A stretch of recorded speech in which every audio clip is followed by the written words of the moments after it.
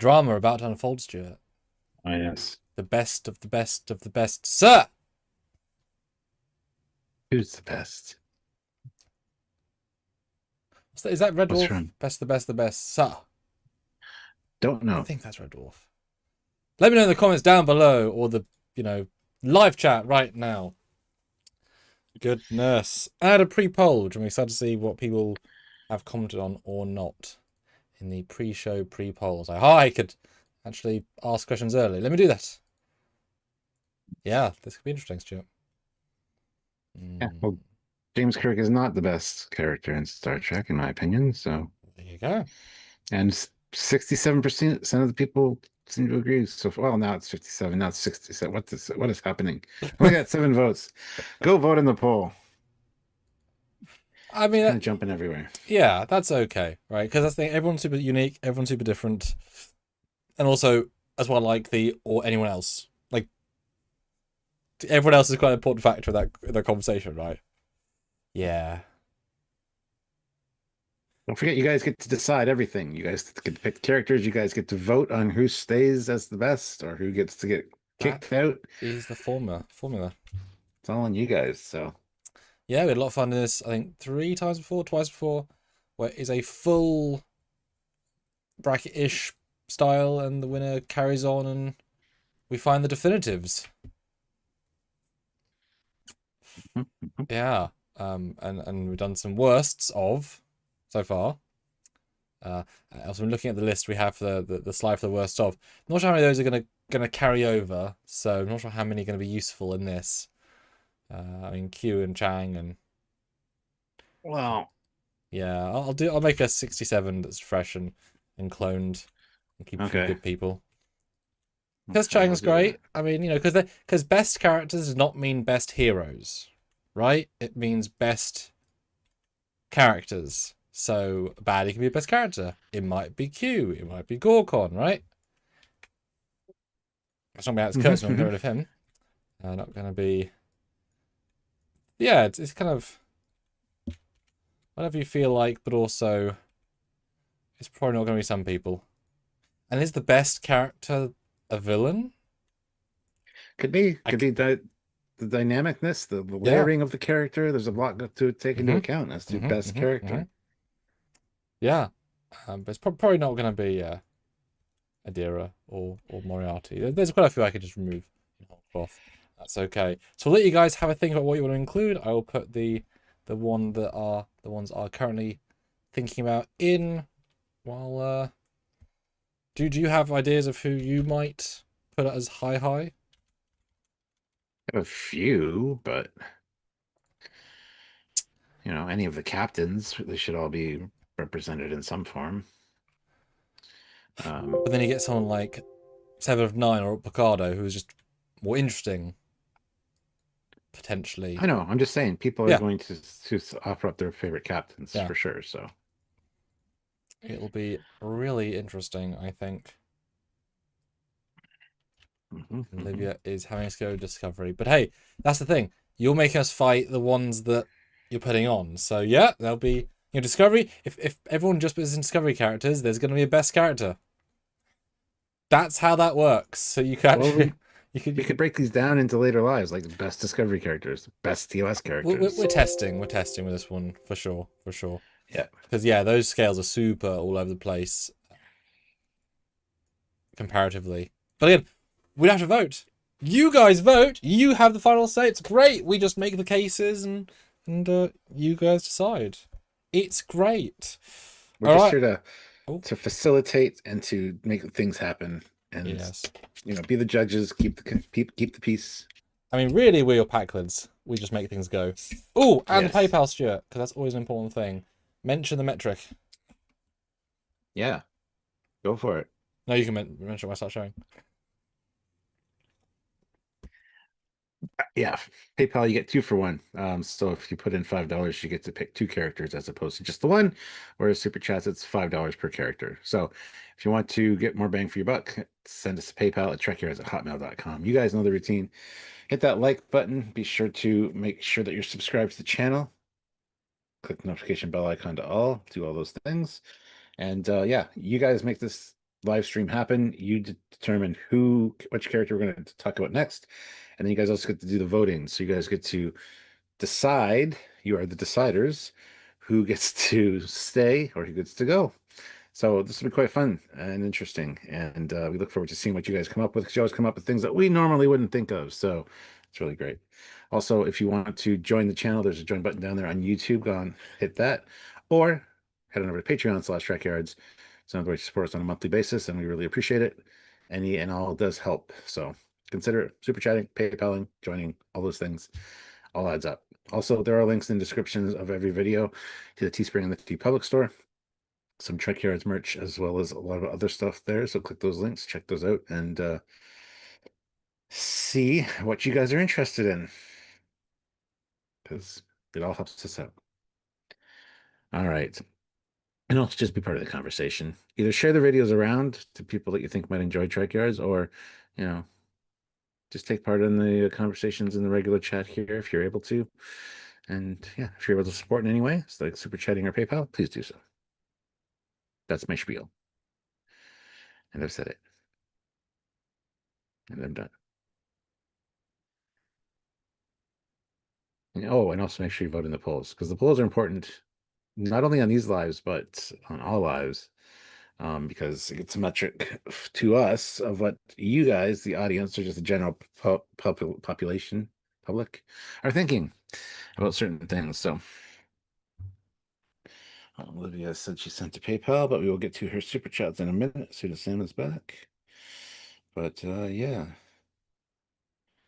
let me see. And I'm back. Back in the Oh room. my God, he's back. Back again. He's Yeah. back. So hello, friends. I did. Told you. All right. So yes, we got two super chats here, both from or two super chats and two PayPals, both from Olivia. We'll start off with her super chats. Yes. Olivia Julius, $5. Harry Mudd Discovery. Mm. Him as an episode baddie was Chef's Kiss. Yes. But of course, well, it depends. Do I go with Kirk? No, I shouldn't go with Kirk. So it's got to be her first two then, because he's the first guy. So obviously he's Well, got. yeah. We're not adding anybody else in. Okay. Okay. Just Harry go Mudd with... is the first contender. Yep. Harry Mudd is going up against nobody. He's going to win this one. Well, we can skip. I Um, think we can skip that. We know who's gonna win. well, yes, I know, but I'm still gonna do my Okay. spiel about Excellent. it. Yeah, try to make him a little more dynamic and interesting as compared to his TOS counterpart. I think his TOS counterpart was more fun in general. This one was all right, and not bad in any way. I kind of love that he hated Lorca and killed him like 76 times or 67 times or whatever it was. Um, so yeah, it'll be interesting to see if we ever had a Harry Mudd versus Harry Mudd off. Who would be the winner in that one? Who do you guys like better as far as Harry Mudd? I think he does a fairly good job. He does make the character seem a little bit more three-dimensional than the one from TOS, but I mean, the one from TOS is a little bit more lovable and goofy in a way, while still could be dangerous. Never really got a sense of danger from him. This one, of course, is has that little bit harder edge. They tried to make him a little bit more. He could be more dangerous. So, yeah, there you go. Yeah. I mean, I'd not seen The Office yet, and now I've seen The Office, and now all you see is the Office guy. That's kind of unfortunate, really. Not unfortunate, but also iconic character. I mean, he was thoroughly fine. You kind of wish he was given one more chance to kind of go beyond the dialogue and stuff he was given. He's better in the short because it's more focused on him. He just plays into the type more.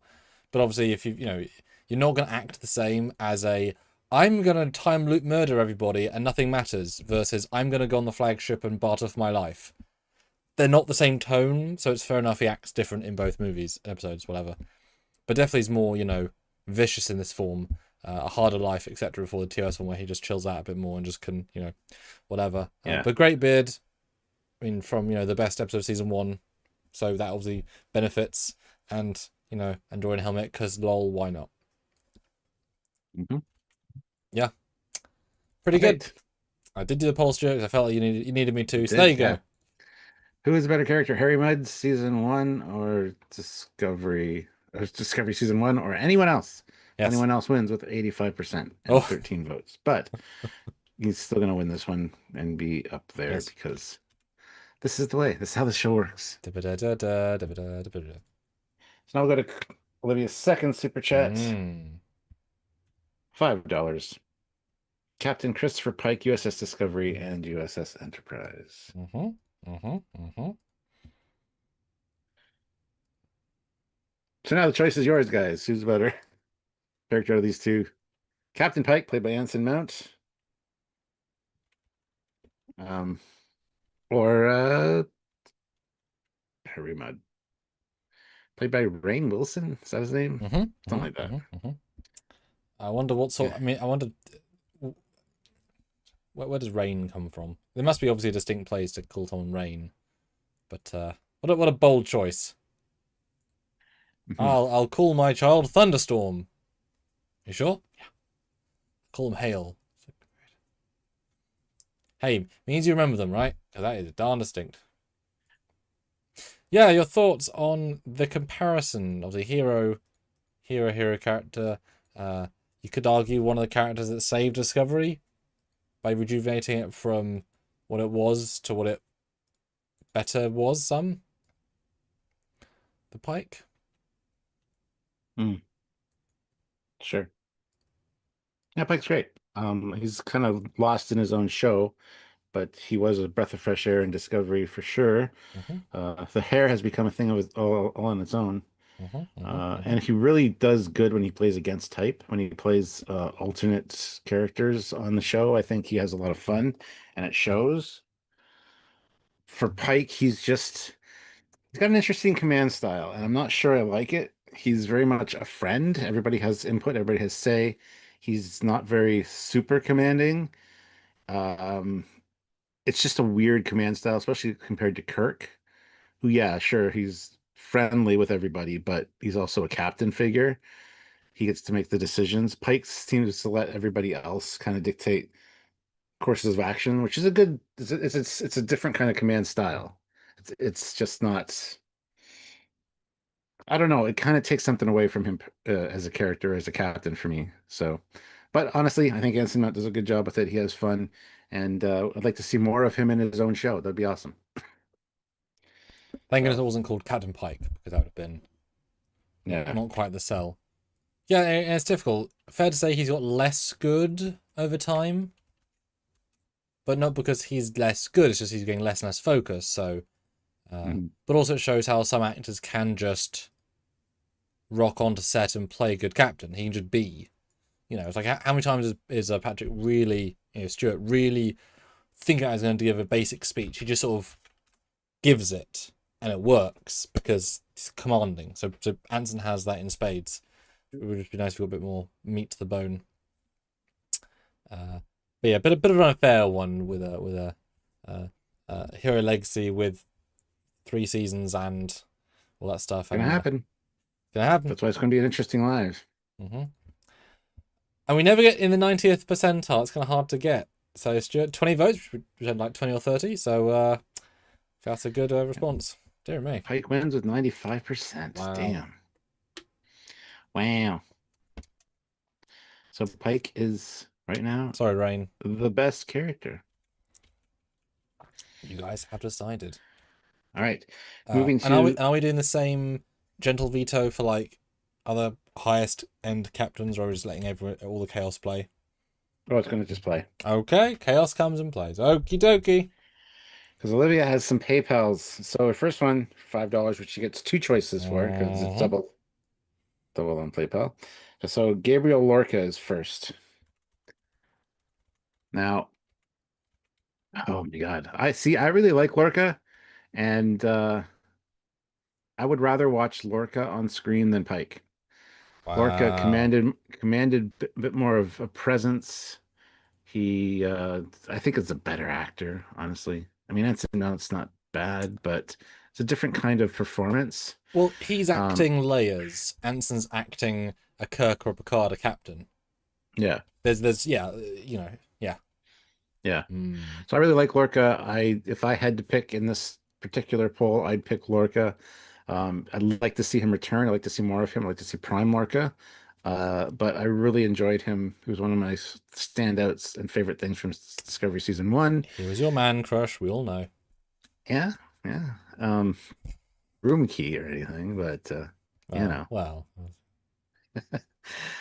But I did throw you under the bus with him, so that's fun. Like it Um, was a heavy bus. It was filled with students and they oh were yeah. jumping as well, and it was just vicious. Hmm. Vicious, but and it's funny because I worked with you with Tilly to get you a kiss on the cheek. I helped facilitate that. I didn't get a kiss on the cheek. He did, Mary Wiseman. I did not get a kiss. I Kiss her, wish I got a kiss. kiss her on the cheek. No, what do you got? You got No, something. a picture with her No, but for something at the free. table. Something at the table. I maneuvered into oh, okay, we'll do that as an extra No, just a picture. at the table Yes, as a bonus. yes. Okay, because I remember something was Because wasn't meant to got to tell her happen. that I had a bit of a crush on her, which I don't know if that freaked her out or she thought it was endearing. I I mean, don't know. let's be honest. Every lady in Trek's heard it, and they have to accept that creepy men do creepy things. Not that you're creepy, but like Hey, I was just gonna say I'm plethora. not creepy. But that's just to them it's not great, but also Yeah. it's like complaining about fame. It's like, oh no, I mean, it's sad that I just can't go to the grocery store anymore, but also they've got millions in the bank and they don't have to ever worry truly about money and doing things, and they can phone up. It's the price you pay, right? Do you guys pick Lorca or Pike? What do you think about Lorca? Well, this is super tricky because we have zero context for good Lorca, so it's only evil Lorca we can review in this. We have zero seconds of good Lorca, which is kind of amazing. That never really happens. So, yeah, I mean, yeah, great portrayal, sharp, dark, intense, brutal, very much like what TNG guy, you know, Jellicoe. He's Jellicoe, but holding a knife behind his back. Because Jellicoe Hmm. wouldn't stab you. This guy, you'd ought to be stabbed if you had to ask that question. But but that shows how smart he was to be able to live in a world of peace. Well, I guess he wasn't actually. He was forcing the war aspect, but whatever. Uh, but certainly more likable. Stranger Worlds Pike is more likable, more friendly, more relatable, more chill, more hangoutable, better hair. Uh, nicer guy, but of course he's not a mirror universe, dictator who murders people. So of course I'd say Pike. There's no competition. Uh, and it is a crime that hasn't come back as Prime Lorca, especially now you've got Stranger Worlds. That'd be an amazing flashback to have with, Pike and Lorca in a flashback scene. That'd be great. Let's see what you guys are saying here in the poll. You guys get to choose 14 votes. Captain Pike wins with 79%. But as with the previous times, guys, throw in the votes really quickly. Hey, hi Joshua. All right. Vote as So well. Vote as well. So audience the created one. second part of Olivia's PayPal is Paul Stamets. Another of my favorites from season 1. I think that's I what she prefer knew. I prefer the asshole Stamets because he was better than everyone else. Yeah. Uh Interesting character. Didn't really was the chief engineer, but not because he was a mycelial expert. But they never showed engineering. They never had a chief engineer, really. So he kind of it was very loosey goosey what was going down there. They didn't And care. no, which is a So shame. And his character changed so much from season 1 to just he had such a distinct personality in season 1, and it kind of just faded away into nothingness. And then he kind of got like the odd line here or there and wasn't very strong of a character near the end. It was mm. odd the way that they kind of changed it. Like I said, Well, very much prefer season 1. we didn't even need to be in the show at the end because he's No, literally there for the spore drive, and you don't need characters to just continue for no reason. Like yeah, Adira, they don't need to just be there. It's different if they've got a distinct function. If your function is spore drive, they're not using the spore drive very much, or infrequently, it's not a major plot point, then you know need to keep them around, etc., etc. And it's funny, of course, he wasn't even a character until later on because it was going to be the alien character, the CG alien character, and then he got axed, and then he came in to replace it. So it wasn't even the real show pitch, right? You know, he's not even an intentional character. He's obviously happened to get a good chap to play him, who definitely plays the dick better than the hero, and that's fine. You know, as we said before, Lorca knew these people in his universe. He knew the most evil, the most crafty, the ones he could manipulate most. So he picked the worst, best people, or the best, worst people that he could manipulate. So doesn't matter if they're good people. Like Tilly is not a good officer, and she should not have been taken from the academy. But he knew that she was capable of being a murderous bastard bitch, Captain Killy, and who she was in that universe. So therefore, he could manipulate her. Although, given that they're the same year, that means that Tilly became Captain Tilly when Tilly in our universe was still a cadet. Wow. She raised her captain from the academy. As if they don't care in Star Trek Discovery Season 1. That's crazy. Very different life. She just took things on a little bit earlier in life, that's all. A captain at under 20 or so. Wow. Oh yeah, you just got to kill people to get captaincy and Yeah. Jesus. use her feminine wiles to like Stab him. stab men in the back. Yeah. Anywho's, They did not think about it. But Paul's a bit different because we know the guy a bit more. You know, got a personal connection with him. yeah, Anthony Rapp's a good dude. Yeah, but I think he knew very well the show wasn't good.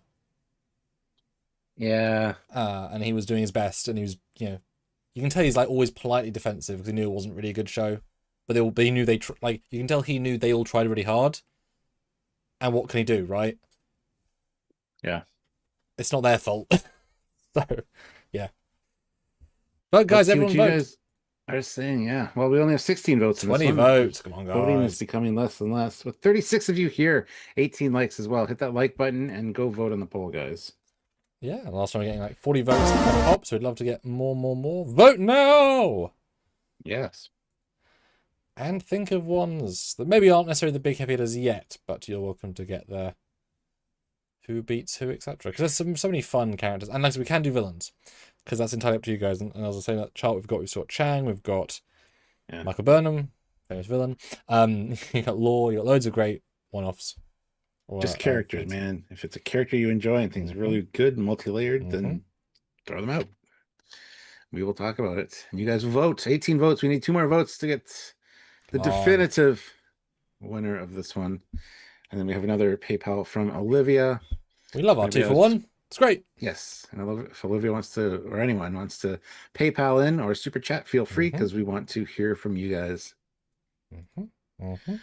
19 votes. 1 more vote in the poll, guys. You can be the deciding factor and turn the tides, but you can't really, but that's fine. Was that who was the decider? There's a character called the decider in one of the... Roger. Yes, thank you. Thank you. Yep, for sure. I already mentioned that they can be the deciders when you were sharing this around. Good. Yeah, it's Roger from American Dad. Yes. Oh, there we go. 24 votes. Oh, that's awesome. 25 votes now. Jeez. Perfect. And it kept going closer. Really? Oh, Okay. oh, I'm excited. Anyway, 25 votes. Okay. 26 votes now. Jesus Christ. I mean, hey, that's okay. 58% say that Pike wins. Oh. I mean, that's pretty close. That's not bad at all for Paul Stamina. It's okay. I think you should be proud of that, because that's a hero captain of the Enterprise.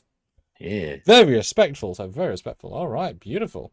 So let's check Olivia's next PayPal, which will be 2 for 1. Yeah. So what's going on there? How do I? There we go. Oh, no. The next one is Hugh Culber from Discovery, Dr. Culber.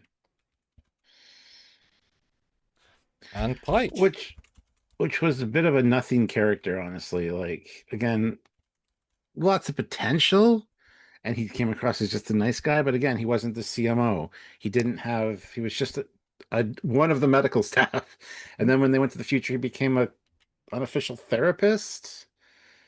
which he But also was suffering from the same thing that everybody else was suffering from, is like leaving their own time to go to the future. So he shouldn't really be dealing with other people having the same issues. It's a small thing, but he died, came back. I mean, that's pretty cool. Um, and they spent 2 episodes doing it because yeah, this was a mistake. yeah. Let's not And do you this. know, is one of the most interesting things was his relationship with Stamets, and it was kind of shown a few times. Nothing really focused on. Um, and again, it's another character like him and Stamets both fell prey to the writers and the multiple producers that came and went, and their characters just kind of fizzled into almost nothingness near the end. So yeah, not fantastic. Well, it's really tricky because I mean, look, how many times did McCoy get center stage or Beverly? It's not a ton, relatively speaking, right? But they were the chief medical officer. They had a prescient sense of will, right? So you're taking away the chief medical, now it's just some guy in the medical room. And because they've only got 10 episodes, even less time, and Michael Burnham was by far the most screen time, she always got the most. So you are just like reducing everybody down to the minimal stuff. And if he's also defined, because he's not doing medical stuff, I mean, season 1 is so little, and if you can't do that much relationship stuff, he's obviously going to have so little to do. It's just the nature of less, less, less, less. But he's an actor that really tried hard. He's a character that you want to like. He's just a nice guy. You feel bad for him dying. You feel good that he came back, which kind of devalues his death a bit because they get over it. Right? Like, I actually forgot he died. Right? I mean, he said that. I was like, oh, yeah. Because it doesn't come up in seasons 2, 3, or 3, 4, or 5. He died once. Oh, yeah. Yeah. But it's grey and white. Really suits the uniform. Mhm. Yeah. Yeah. So anyway, let's see what you guys are saying Yeah. with 19 votes, close to 20. Ooh. Captain Pike, 74%. Much better character than Hugh. Mm-hmm. Yeah. All right. Next up under Olivia's PayPal is Harry Kim from Oh, Voyager. our first non-discovery. Ooh, Yes, interesting. this is not Okay. Discovery centric, guys. We'd like you to have put in other characters, please. Yes. All right. Well, you can talk about Harry. You like Harry. Yeah, I mean, Harry Kim, class act. I mean, he's kind of a Boy Scout, but he's what Tilly could, should, would have been if you're taking it more realistic. Yeah. Unless, he's a smart lad who's there to learn, who just graduated, and he's not experienced, that's sort of the point. And he's being thrust in this absolutely absurd situation. And he handles himself really well. He never complains ever get promotion. He handles himself very well. He actually keeps jumping ahead in terms of what he's able to do. If he helps do the astrometric 7 of 9, he has various problems he solves as, ops, which is not... Well, yeah, ops? Yeah, ops, which is not a science station, but there's a lot of science. There's a lot of engineering. Yeah. He's a very, very good everybody role. And you would totally for the show, you totally could hang out with him, get a drink, get dinner, go to the movie. He's just a nice allegory character that you want to like. And yet he also died, kind of. And he's actually an alternate version of himself from a different parallel temporal plane. Never brought up again. But it's a great episode. Really good. I mean, it's a really strong ending for a episode. And his timeless is obviously fantastic. The depths and lengths he will do to save his crew, his family, are everything. He will sacrifice everything, which is his own life. So, yeah, really nice guy. Mhm. And everyone loves Garrett, right? He's obviously a bit overshadowed by how, like, if you've met Garrett, you instantly love Garrett. Cause and you can tell he's not acting, he just is a bit like that. Mhm. Yeah, nice lad. Totally forgot that he was in Lower Decks, like multiple instances of him. Oh, he's Yeah, great in that. Yeah. Well, it's right at the end, wasn't it? So, yeah, yeah, Evil Kim. That was great. Yeah, he was great in that. Good to see like a promotion for Kim. Shame he never got one on the show. He really deserved one. And considering Tom got demoted, then promoted again, From I think it prison. was I think it was a major overlook that they didn't give him a promotion in 7 years. I mean, it's tricky, of course, because promotions are defined by the role, and there was nowhere for him to go in the role because every position was filled. So if he got promotion, he'd have to do different things, but there's no place to different things. But you can tell it's the sort of thing that as soon as he got back to Earth, he'd get instant promotion to Lieutenant junior grade and another instant promotion like a week later to Lieutenant. Like as like the technical limitation of how quick you can be promoted, he would get that window as per the rules and then re-promoted like a second time. You know he's getting double promoted minimum once he gets back, right? But yeah, wish we would have seen a little bit more of him. Like again, we did see a lot of him, don't get me wrong, but again, he kind of became a sort of a background character a little bit. They tended to focus on him and Tom's relationship Mm-hmm. or friendship more at the beginning. You know, he played clarinet. He wanted to date the Delaney sisters. Uh, Never really had anything serious to do on the ship as far as relationships go. Everybody else kind of got Mm-hmm. like Tom got with Balana, and there was a whole bunch of stuff going on. Well, He was just kind of he had the Kobali lady and the lady on the terrorist lady on the ship. yeah, but that's just the one episode thing. It's Well, not I an know, but he did have ongoing thing. ill-fated relationships. But yes, I mean everyone in Star Trek does. Well, That's yeah, at least when you have 26 episode seasons, everyone does. fair enough. Um, but I mean, I know there's a whole thing with Garrett, the actor. He would show up late for work. He would be drunk. He'd be hungover, Yeah. because he didn't think his character was getting any kind of push. Mm-hmm. So he wasn't taking it seriously. So they started not taking him seriously. So it kind of Mm-hmm. became a vicious cycle. And then after the role, he was kind of done with Star Trek. Grew his hair out to look, Mm-hmm. not like Harry Kim. Mm-hmm. But eventually he embraced it and he goes to like every convention now. Mm-hmm. He's the nicest guy you'd ever want to meet. Mm-hmm. Um, but there was a phase there where it's a little him versus the writers kind of created a Mm-hmm. cyclical thing where his character didn't get much that meant a lot. Even though that being said, he got killed and all that. There was a bunch of stuff that happened, but near the end, it was not as pronounced as it was at the beginning. Was the sort of So, character that if he was in Discovery, he would be exactly the same as Bryce, but with one episode to his name. But because there's 7 seasons, you can name loads of good Kim yeah, episodes, and there are plenty yeah, yeah, in yeah. 7 years. And there's plenty, like when he was lost in the other universe, and he's with his girlfriend Olivia. Olivia, great, really great. He's every time he rises to the occasion. It's Mhm. just yeah, Yeah, they found their better characters that are more interesting, and they use them more. Fair enough. yeah. 24 votes though, which sounds good. Yes, indeed. So, yes, 24 votes. Harry Kim wins 76%. Ah. Pike is out of there. So the ensign beat the captain. Haha, the irony of it all. But he is in like 130 more episodes. So, Oh, exactly. yeah. And ironically, he probably has about as much as Pike has in some episodes. Hmm. Ouch. All right, new contender. Welcome to the Prime Universe, etc. All right, beautiful. Who's next? Oh, we got a shit ton more PayPals You as do. well. Move on to Olivia's next, and then go back to the super chats, and then go back to the other PayPals. So, Olivia, $5. Captain Killy, season 3, the real one. All right.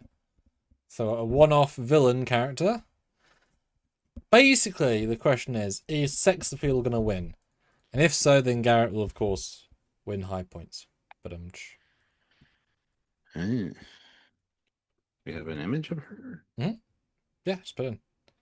Oh, Don't go okay. in. No, there's nothing there. Oh. Bloody slides.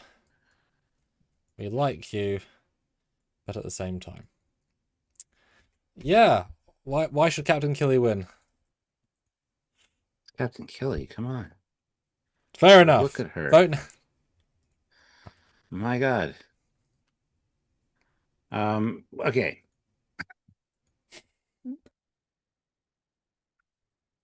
First of all, the name's catchy. Let's be honest. Um, she looks fantastic. Um, Super into the role, being evil, telling people to lick her boots and shit like that. She shouldn't win over Harry Kim, is what I'm saying. She's just a great Mirror Universe character, and yeah, I mean, she definitely got into the role. For like she that's what a mirror universe character should be, is over the top. She definitely did that. And it was so against type for Tilly that it was kind of fun to see and watch. So yeah, that's my take on it.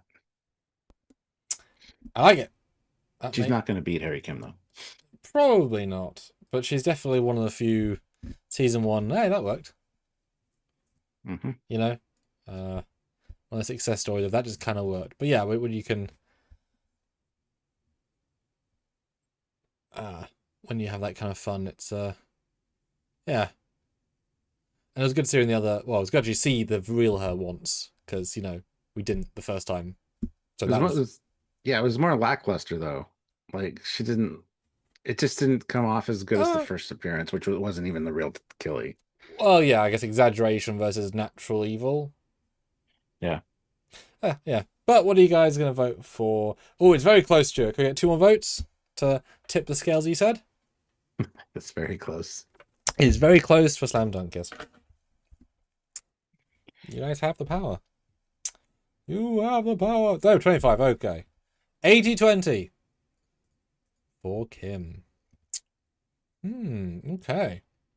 You're going to call it there. That's it. Absolutely, 25, yeah. Okay. Who is next? Oh, yes, I'm just Tilly. Yeah. It's Sylvia Tilly, yeah. Okay.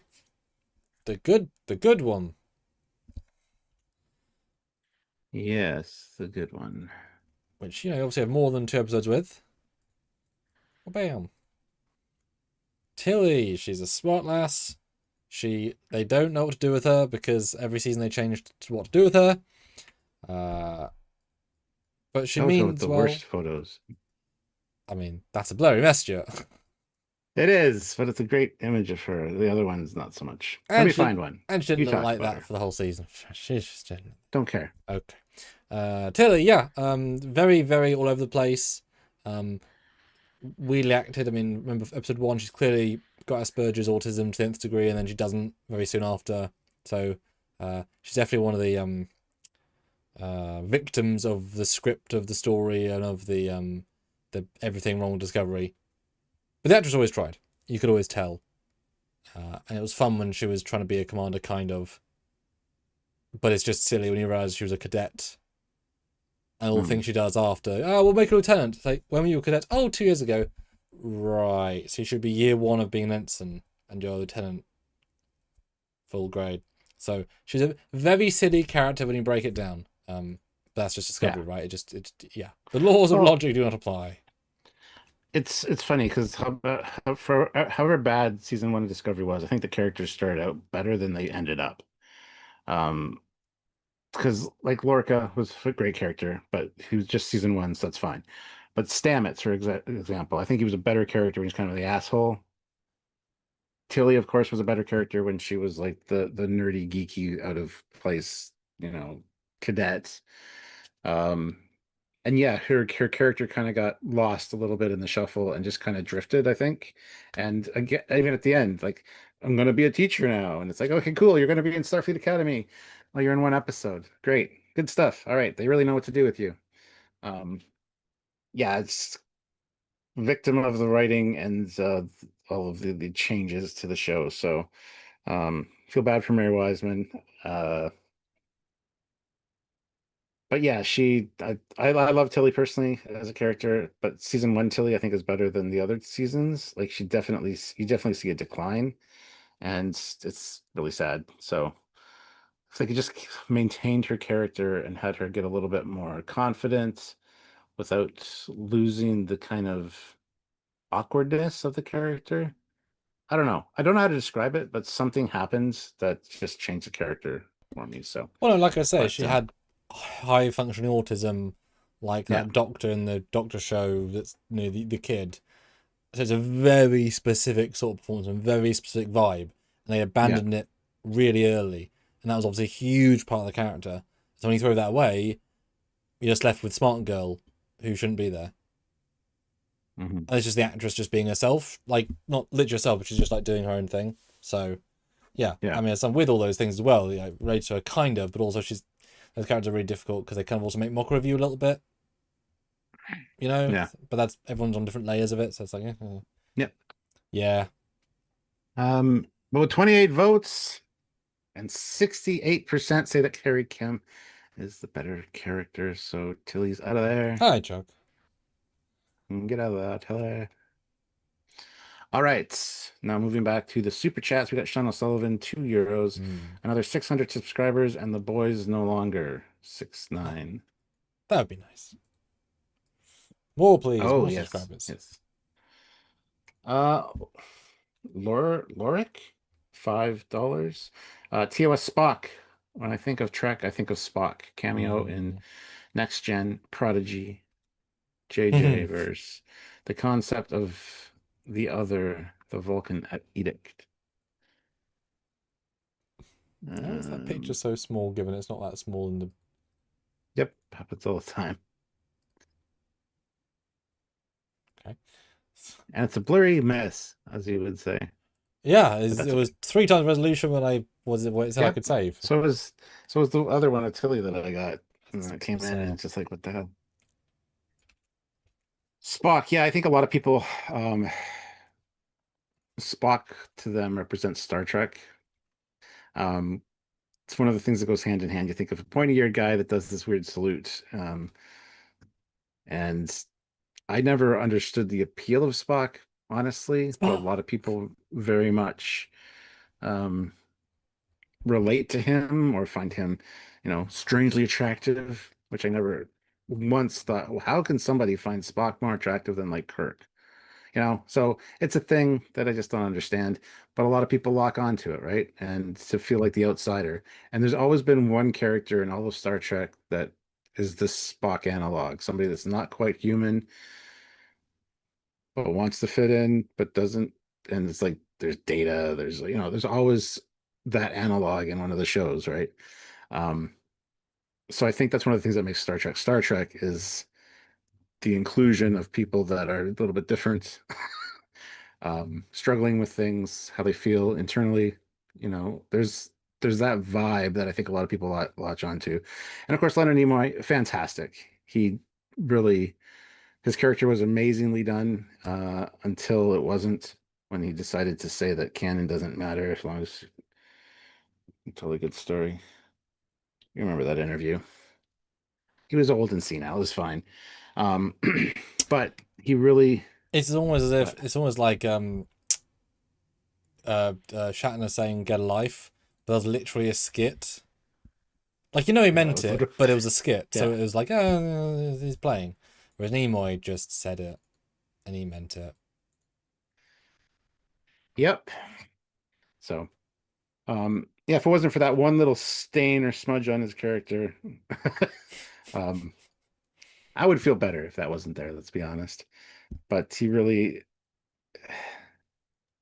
he kind of went all out for Star Trek, and he would represent it in multiple ways, like off screen as well. Um, he loved the character, he understood the material, not like Shatner, who really doesn't give a shit. You know, Leonard Well, Nimoy was more, Spock's also much deeper than Kirk, right? yeah, So there's more to think about and to get. yeah. Mm.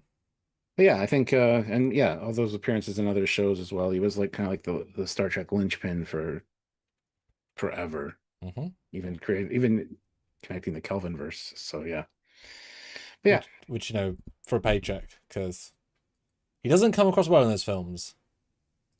yeah. Well, Like, you would think he was smart, like, given that he had so many good ideas. Like, Spock wouldn't punch somebody there for use a neck pinch. You'd think he would know that he wouldn't be in a cave next to a facility being chased by, you know what I mean? Like, the logical leaps in that. He's a smart enough guy to know that doesn't make sense. But paycheck, right? No, I mean, obviously he's an icon. He's the icon. He represents Trek more than Kirk does, weirdly. People relate to him, people love him. But it's also the acting. It's such a unique performance that is so just special. And you can never look at any other actor playing Spock and think it's even close, because you just nails something. But then if you know behind the scenes, of course, he was in character all the time, so people did not meet Nimoy, and it was quite disconcerting, disheartening for some people because it was just he was Spock. And then I remember, I think it was an autobiography of someone else. They said Nimoy would go home after a 10-hour shoot day, 15-hour shoot day, go home, see his kid for like half an hour, they'd go to bed, he'd learn lines, he'd then go to bed and do it again. So he'd have no time for anyone else because he had lots to learn. There was the hard dialogue, he had to travel to work and do the makeup, and he didn't have a life while he was playing Spock. So turning off on that was very difficult. But it's such an iconic, like the vibe is 100% there, right? Yeah. An icon of cinema, not just. So this is one that might be hard to dethrone from the best position. This is probably one that'll be locked in for a little while here. Yeah, he puts everyone that we've talked about to shame, but that's not the point. He's an institution. It's still pretty close between these, yeah. And yet, with wow, 27 votes, Spock wins with 63%, which is a lot lower than I thought it would be. But and if you notice that, I thought it'd be in the 95 percentile, so I added Harry, Epic, Kim, just to kind of like sway some people. Like it worked. Wow, okay. Yeah. Get out of there, Kim. You've been dethroned. Spock is in the lead. All right. Okay. Guess we have to go back to PayPal now. Yes.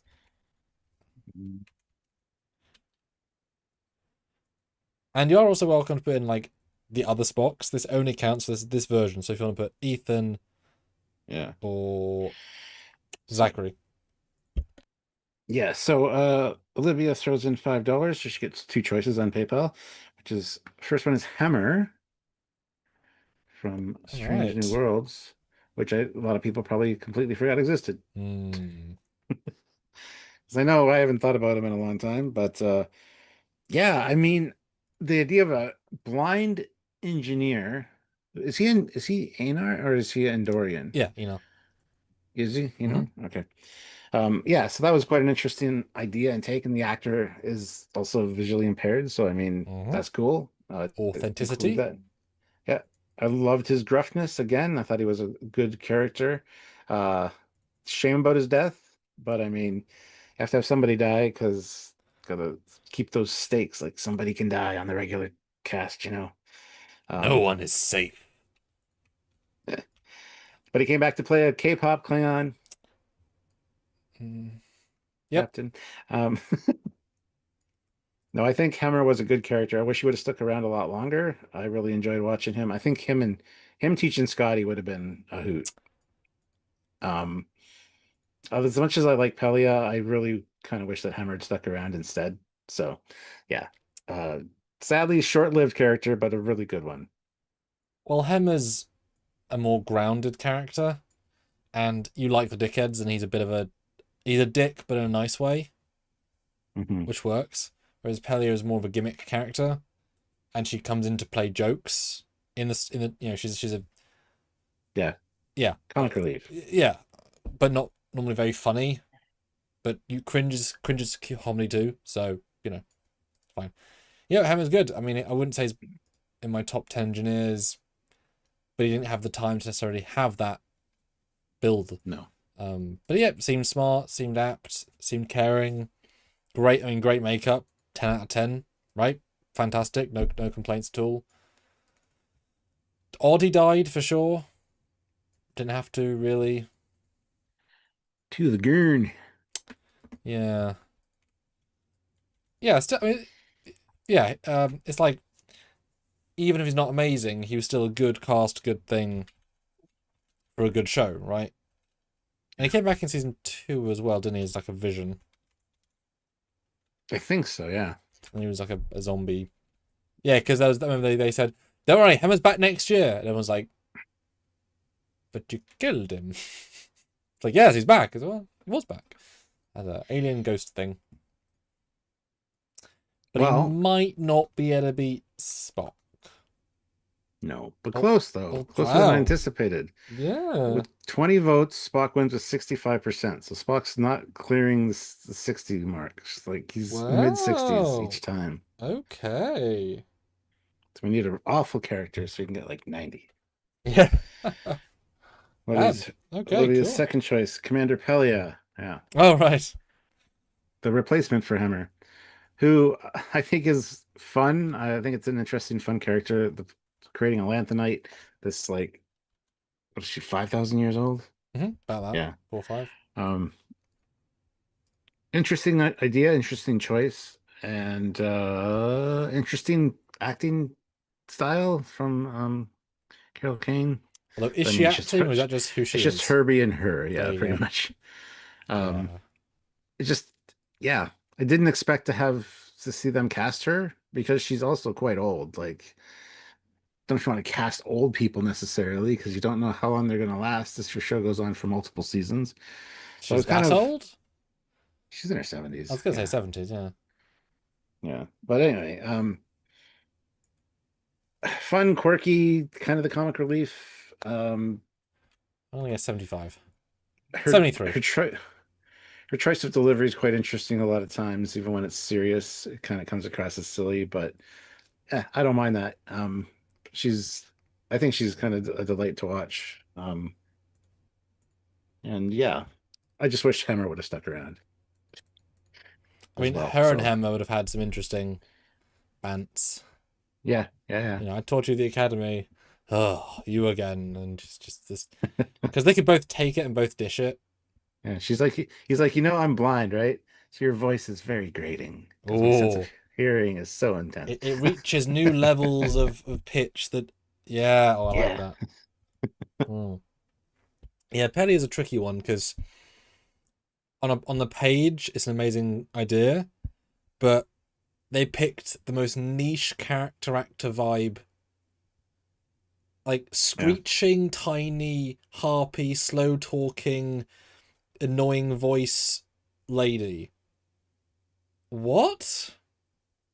Like clearly they just liked the actress and just hired her because they liked her. There's nothing like she doesn't fit the role at all, which is It could have been I like a think Whoopi Goldberg thing. Like she's a yeah. huge Star Trek fan, and she's like, I want to be on your show. Yeah, it's definitely some stunt casting. Now she brings something super unique to it, but as I've said many Yeah, times, she would be an awful lead because the speed of her dialogue is so slow and mumbly and bad that she would just she any long scene she just screeches to a halt.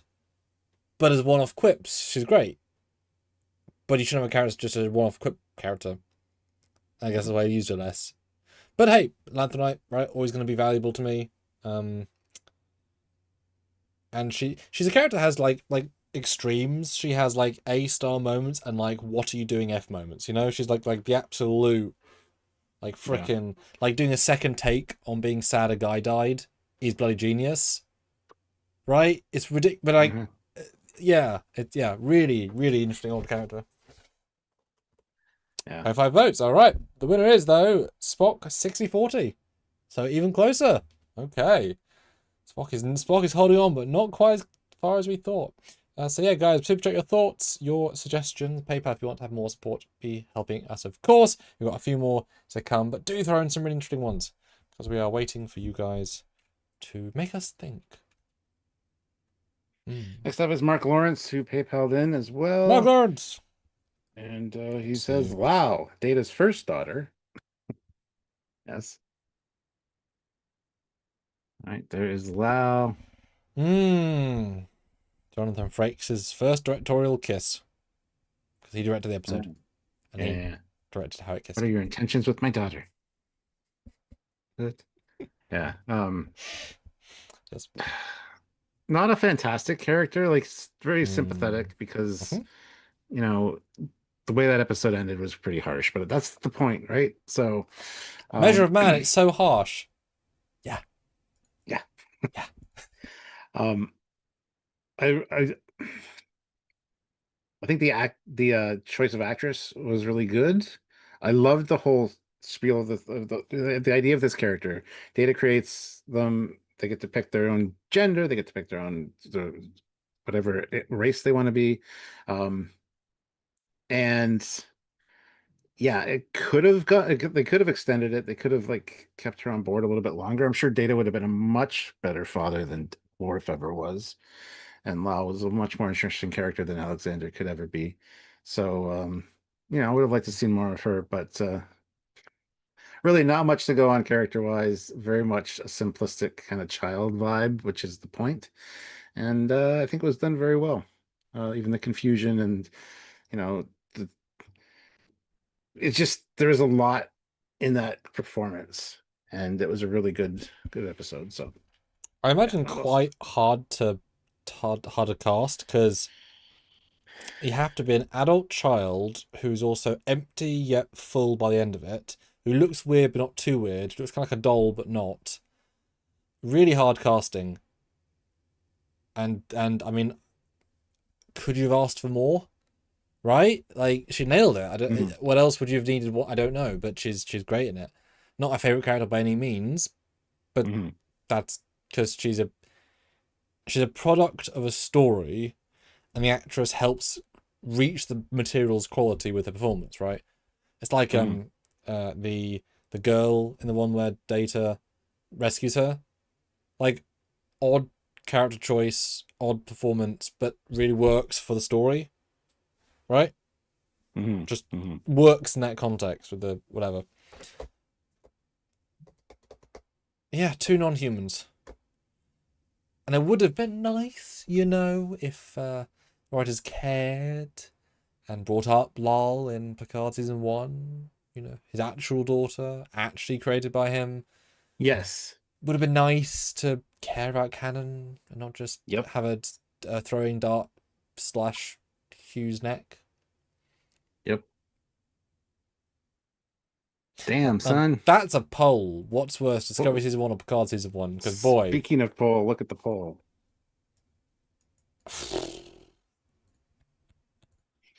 With 30 votes, it's tied 50-50. Who's the better character, and Spock? with 30, wow. Spock or Lal? What is happening? I mean, All right. is just Spock overrated? Okay, vote. Okay, it's not name and shame, but who's voting? Who's not voting for Spock? Is it because he's overrated? Vote, like, let us know in the chat. Because hey, you guys are in control, right? It's all good. But I mean, hey, cool. That's really interesting. Yeah, Well, now really it's interesting. 32 votes, so two more votes, and Lal wins with 53%. I'm gonna call that, and Yeah, I because and it's because good. I figured Spock would be up there the entire time. and you can always put him back in. That's one of the rules because he'll always be someone Yeah. different. So okay, we've got a new. Wow, Lal of all people. So Damn, Mark son. Lawrence, good call on that one. Mark, you threw a curveball. Wow. Okay. He's probably got like 20 YouTube accounts, and he just voted on all of them. Oh, don't give me ideas. Oh, I love it. I love it. I love it. Next up on his is Hugh the Borg. Yes. Yes, yes, yes. I like Hugh. I I mean, forgot I mentioned because I mentioned him being killed and I forgot he was up there. Oh dear, yeah. yeah. I mean, then he dies in Picard because, of course, he does. Um, two very similar characters in a lot of ways. I love that Hugh trying to adapt and to being by himself, not being part of the collective, not having communication with the collective, getting to pick his own name. There's a lot of really great stuff, and then he goes on to influence the Borg so that in the I forget the name of the episodes, the two-part ones. Descent. Descent. Thank you. Yeah, and then guys, it's fair that he removes it from his brain every time I talk about it. I've no, do not shame him. Do not shame him. Yeah. They're Um, terrible. so a recurring character that it shows up in Picard, and you're like, "Hey, oh my God, Hugh!" And it's nice to see you back. And then you just die. Yeah, perfect. Sounds about right. Um, no, again, there's a childlike innocence, which I think is played really well. Fantastic acting again. Very well done This performance. one's easy for me. Yeah, yeah. Yeah, I could have done this. I could have sent to see more of him actually. Bring him on board. Make him their 7 of 9 before 7 of 9 was a thing on Voyager. Yeah, Yeah. I mean, we already had Picard brought back from the Borgified, so and thanks Olivia for the extras. Appreciate it. Raj says, "What species was Hugh again?" I believe he was human. I don't think it's ever Ooh, stated, but he was. I mean, yeah, he's not got weird stuff on his face. Yeah. As in he's not a giant alien, but I don't know if he's said to be from Earth, because that would be surprising, because when was he assimilated? You know? Yeah. That's a really good question. I've never thought about that. Yeah, I mean, yeah, Hugh. I mean, it's more the episode he's in that's insane, right? But is Lol, the idea of the story, his acting, the development, the fact that he doesn't know that it's going to happen necessarily, but the modulation of the voice, he acts through it so well. It wasn't planned, like it just is, but like that works really, really well. Descent, Mhm. different performance, shitty episodes, of course, and then Picard, he has a good 2 scenes, and then Kaputsk. But it's nice that he spent, his entire existence helping ex-Borg. That's lovely, right? That's nice. Yeah, it would have been really great to see again. Had they not killed him in DS9, TNG, he would have been great at DS9. You know, like maybe like a big coat. He's got Borg stuff. Like he's got most of it away, but it's got some stuff under his clothes, and Cisco like senses his Borg somehow, and then yeah, that'd been cool. So aren't Borg in DS9 at all, are there? No. Hmm. It was the non-Borg show. It's probably in the Bible. There can be no Borg. Yeah. Oh, Cisco will rage against the machine so hard. If he punched Q, guess what we'll do against the Borg? Well, let's see what you guys are saying with this All one. right, With beautiful. 31 votes, Hugh Wow. wins landslide victory, 81%.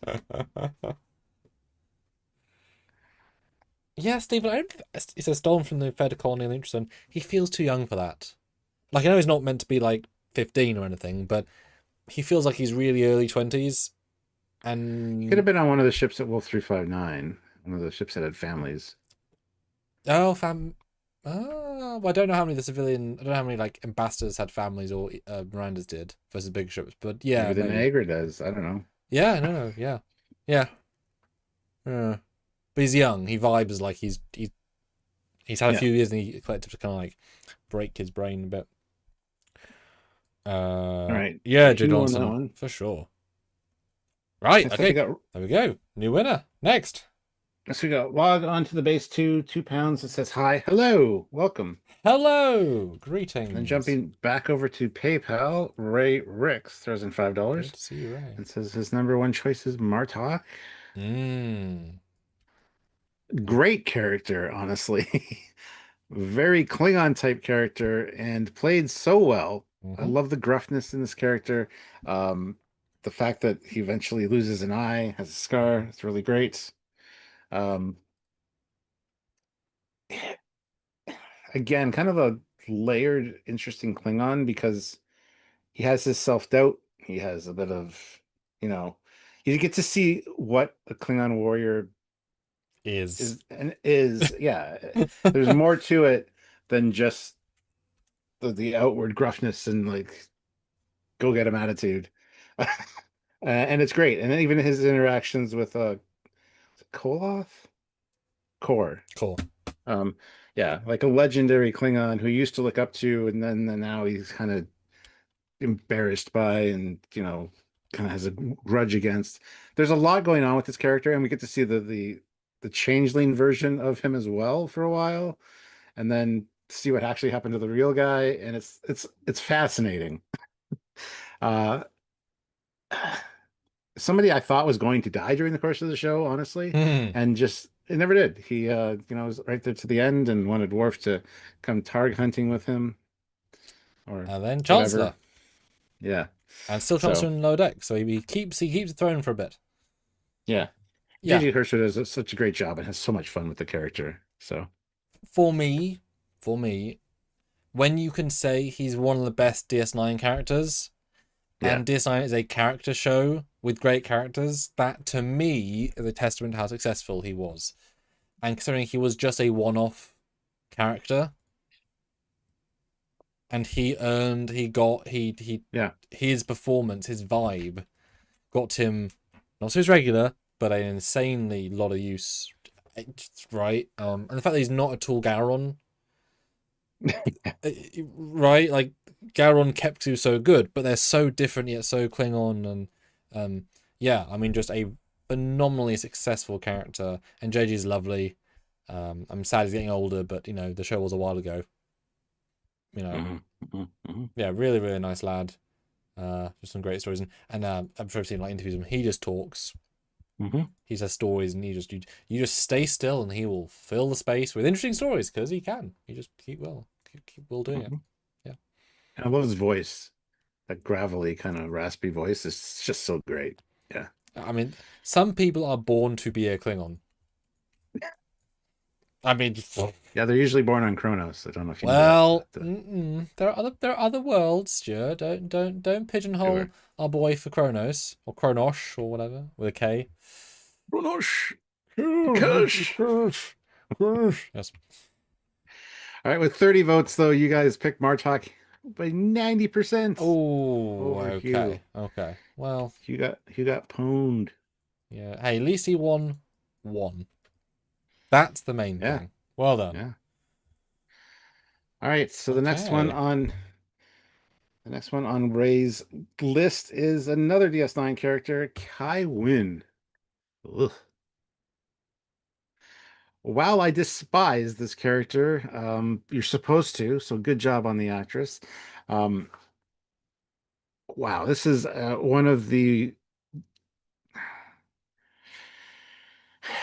one of the most interesting and well-written characters in all of Star Trek, and absolutely one of the most villainous or vile characters. Just the sweetness of the whole, my child, when there's evil intent behind everything she does, it's so two-faced, it just fucking irks me. Um, but brilliantly performed. I both loved seeing her appear on an episode and hated seeing her appear on an episode.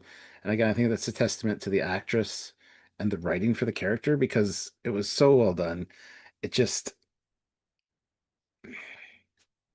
you never knew quite what to expect from her because she'll do Except anything. not good things Yes, for anything her. conniving to get her way, to get what benefited her, even with the guise of I'm trying to look after Vedic Bareil. I want him to be fine.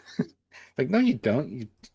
I'm your friend. Don't We worry. yeah, we need him for these negotiations. I know Mm. he's dying, but It's for the good of our people. exactly. Yeah. Oh So yeah, no, he died. What a and yes, shame. she is a much hated character, but I think such a good character. Hmm. So many layers, so much depth to her. It's just from moment one, and on rewatches, it's like you see it from moment one. When the first time you're watching, like this lady's not so bad. She kind of just wants to do her thing, and then it kind of devolves, and it's like, okay, well, she wasn't great. But go back and rewatch it with that knowledge in your head, and it's like from the beginning, she had that kind of vibe, right? So yeah. Yeah, it's the can you vote for a baddie in this? That's on your morals, guys, not ours. We are just saying what we say.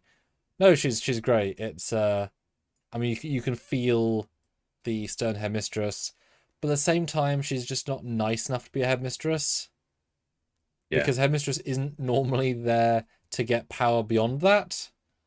That's kind of they're there to help people. Well, she will help you as long as it helps her. And I love the envy. It's like, oh, the Yeah. prophet Oh, spoke to you too. They've never once spoke to me, and that how that turns her from being religious and believing in the prophets to turning her back on the prophets and going with the Pa well, Wraith. but it doesn't make sense, right? She's been a really devout lady to the point of probably Yeah, killing babies, you know, if they were legally allowed to. And this yeah. random guy, born not even close, gets the full Monty vision and dealing with them, and literally can go talk to Well, them, and she never and has. that I mean, that is amazing motivation, and it would yeah, break your soul, right, and as a not just person. him, because Kira gets to hang out with the prophets, and there's a few other people where it's like, oh, what did I you as do? well. What did Yeah, I do? Well, because they not good don't enough. like you, because you're a false prophet in essence. You are doing it. You know, if the prophets were interactive, they would have booted her out, right? She's not a Yeah. good emissary. Wah, wah. Ah, But the poll. How's it doing? Because I've not looked. How's it? Well, let's see what is going on here. We got 32 votes, and it's close, actually. Oh, Martok wins, though, with 53%, so that was a very close oh, one. oh! Wow. Okay.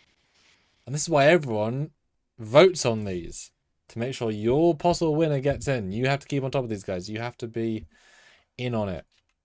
Damn. Okay. Close though. Shows how you can just love a villain. It is so true. Okay, next up we've got another Ray Ricks. So Ooh. thank you. With $5, he puts in Ducat as his number one, Ah, okay. which would have been interesting to have Ducat and Kai Wynn go head to head because they're like the two villains of DS9. I'm going to say a lot of the same things for Gul Dukat. Um, they really did a good job fleshing this character out and making him. He was mostly multifaceted. He had He was a multiple bastard. personalities. He thought he was doing good. Well, he either thought he was doing good or he was lying about thinking he was doing good. Like, did he actually think he was doing good at the time, or did he know he was being an evil bastard? And then later, his tale is that he was doing good. He was trying to make excuses for his actions back then. Don't know. Um, and he can go from likable, like I want to hang out with this dude, to like get the hell out of my face. It was very well done. Mark Alamo did a fantastic job, and I was gonna say I would have liked to see more of him, but honestly, his once he became Bajoran is kind of stupid, and that nobody recognized him. Like, come on. I Um, mean, the voice is not. This guy was a butcher of your planet. yeah, I know. That said, if you can Clark Kent, and some people complain, but if you're letting Clark Kent go, glasses. Well, they make the point in the new movie saying there's magical powered glasses, so It's a new thing from the it's not. 70s. Yes, a new thing from the 70s. Exactly. Exactly. Because most people didn't know it was a thing. But it was canon to a version. Yeah, and it's so funny. We've not actually dealt with a hero lead yet from DS9. These have all been side characters. And all aliens. That does tell you something. Because all the main characters are great, but because this is why I've said often about Marina Sirtis, right? In TNG, she was left at the bottom of the pile more often than not. Unfortunately, sometimes not even in it because there's nothing for her to do. But that's her yearly paycheck, right? She's there when they need her, cool, not when they're not, fine. When she's in Voyager, she's a really high extra paycheck. And so they give her loads to do because that's a bonus bit of money. And so she's fantastic in Voyager in like 3 appearances. She's like owning it. So same thing. These are guest actors who are getting good paychecks for the time. And it's like, we just paid an extra 120k to get him on. He's obviously going to be in the episode at least meaningfully. And I wouldn't be surprised, in fact, because he does pop up a few times in the early seasons as like a 2 scenes or a view screen thing. I would assume he'd film like a couple of those back to back because you're not going to make up for 5 hours for that one insert. That's probably going to be that would be ridiculous otherwise, right? So you're going to give them stuff to do. So they both have so much good material because they're normally the focus or a huge part of it. Yeah. Boy, what did he win the best villain? No, Khan did just, but he was basically winning for a lot of it. So if he wins best character too, that would be mad. Mad. Let's see what you guys are saying here. 29 votes. Gul Dukat wins with 75%. Gosh, These phones we are throwing our winners overboard. Okay. Yep. Okay. All right. So what is next? Let's see. Let's check the PayPal's. Yep. Back to Ray Rix's because he put in $5. He gets 2 choices on PayPal because it's 2 for 1. 2 for 1. His second choice is Trip from Enterprise. What an unusual pick. I love it. Didn't even see that one. All right, we're going to give Trip Mr. Connor Trenier. And he was middle-aged. A very likable character. A good best friend for Archer. Mm. Kind of like the story that he was Charles Chucker the Third. That's known as Trip, and played to be the nice, likable guy, the hometown guy. Mm. Mm-hmm, mm-hmm, Um, mm-hmm.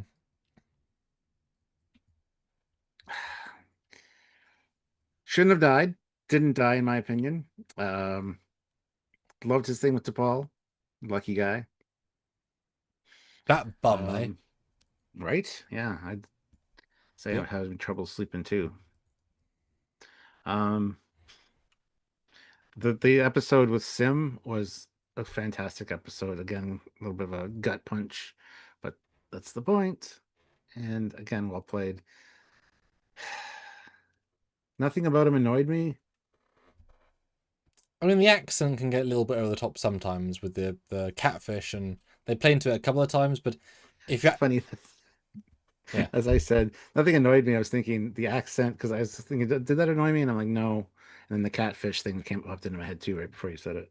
but it's not So because it's annoying. It's because sometimes it's played stronger and it's more obnoxious. But that's just people's culture, right? Every stereotype of every race, of every part of every country has a something. So there's no shame. yeah, Like he's allowed to. Uh,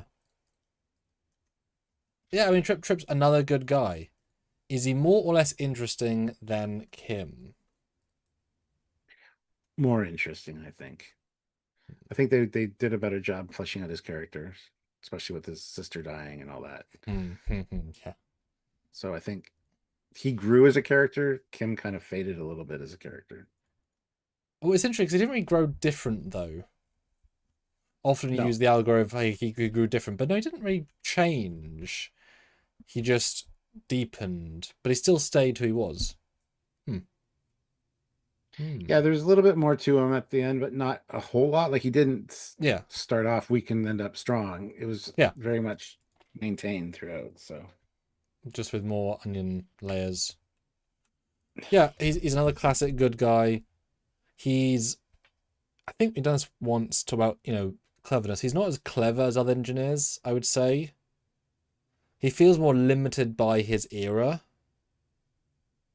right? Because that's the thing. If you're born with these incredibly advanced theoretical things of warp being standard, that's where your basis of he, knowledge is, right?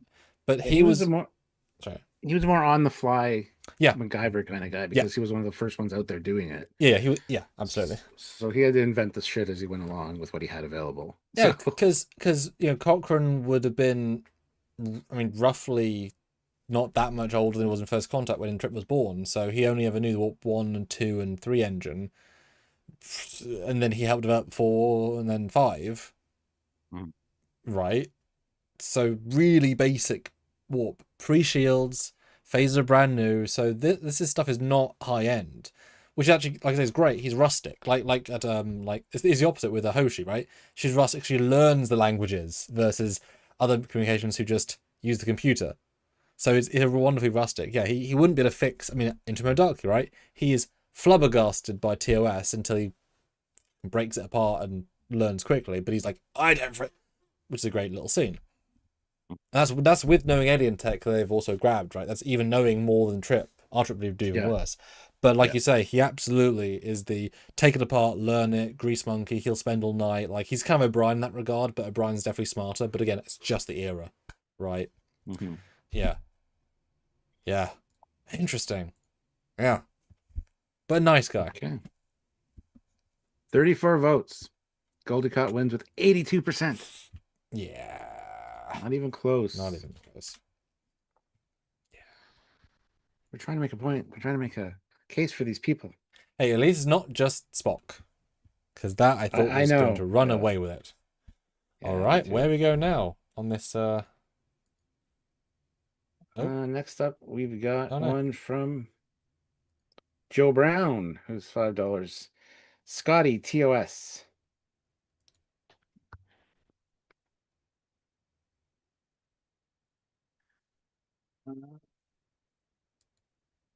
Uh, did I do something, guys, or not?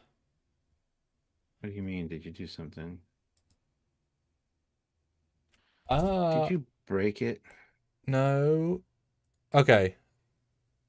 Yes. As in, no, I fixed the. Maybe I tried to super something, and then okay, I pressed button. Pressed before about turn this into members only live, and it gave me a countdown to when it was going to start. Luckily, I would turn it off. So I thought we just swapped to members only live. Was going to get kicked out. I don't know, guys. That was a brand new thing. We're all Sorry fine. about that. Well, I don't think anything happened. Just it freaked me out a bit. Right, sorry. I hope it didn't. What are we kick doing? Viewers.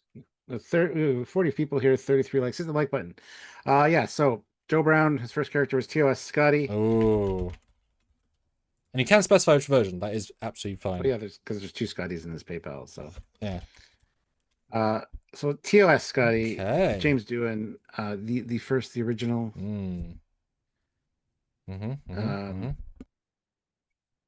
Third in command of the Enterprise. Canadian actor. Actual war vet, war hero.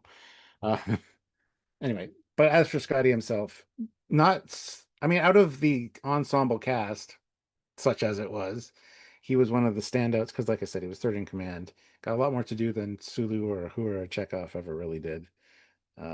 Even got accused of murder because of Jack the Ripper, Red Jack. That's a real sentence you just said. Yep, absolutely. Scotty was great. He was kind of the comic-y relief, sort of like Pelia in a way, with the way that he reacted to Kirk's demands. Not demands, Kirk's requests, I guess. The whole "it is green" thing. He I don't know. He was one of the more upper echelon of the TOS cast, just kind of right there under the trifecta. So I like him. He's a likable guy. And to say that the engineer is from Scotland just because, I mean, that's fair, I guess. Yeah, you climbed off that horse, didn't you? Yep, I did. Famous for a reason. Anyway, yeah. I mean, right. Love Scotty. I mean, all the TOS cast have a soft spot, in our hearts. At least, if you're a classic Trek fanatic, as in just like a classical Trek person, because they all did so much with so little. They all found archetypes that Gene gave them, and then had charm beyond it. The fact that you can like Sulu and Uhura for so few lines and yet have something special, right? Scotty's obviously the elevator of that. And the fact that, James Doohan was so engaged in the franchise. He was brought on to do so many audiobooks and so many games and so many things as a voiceover artist as just other people.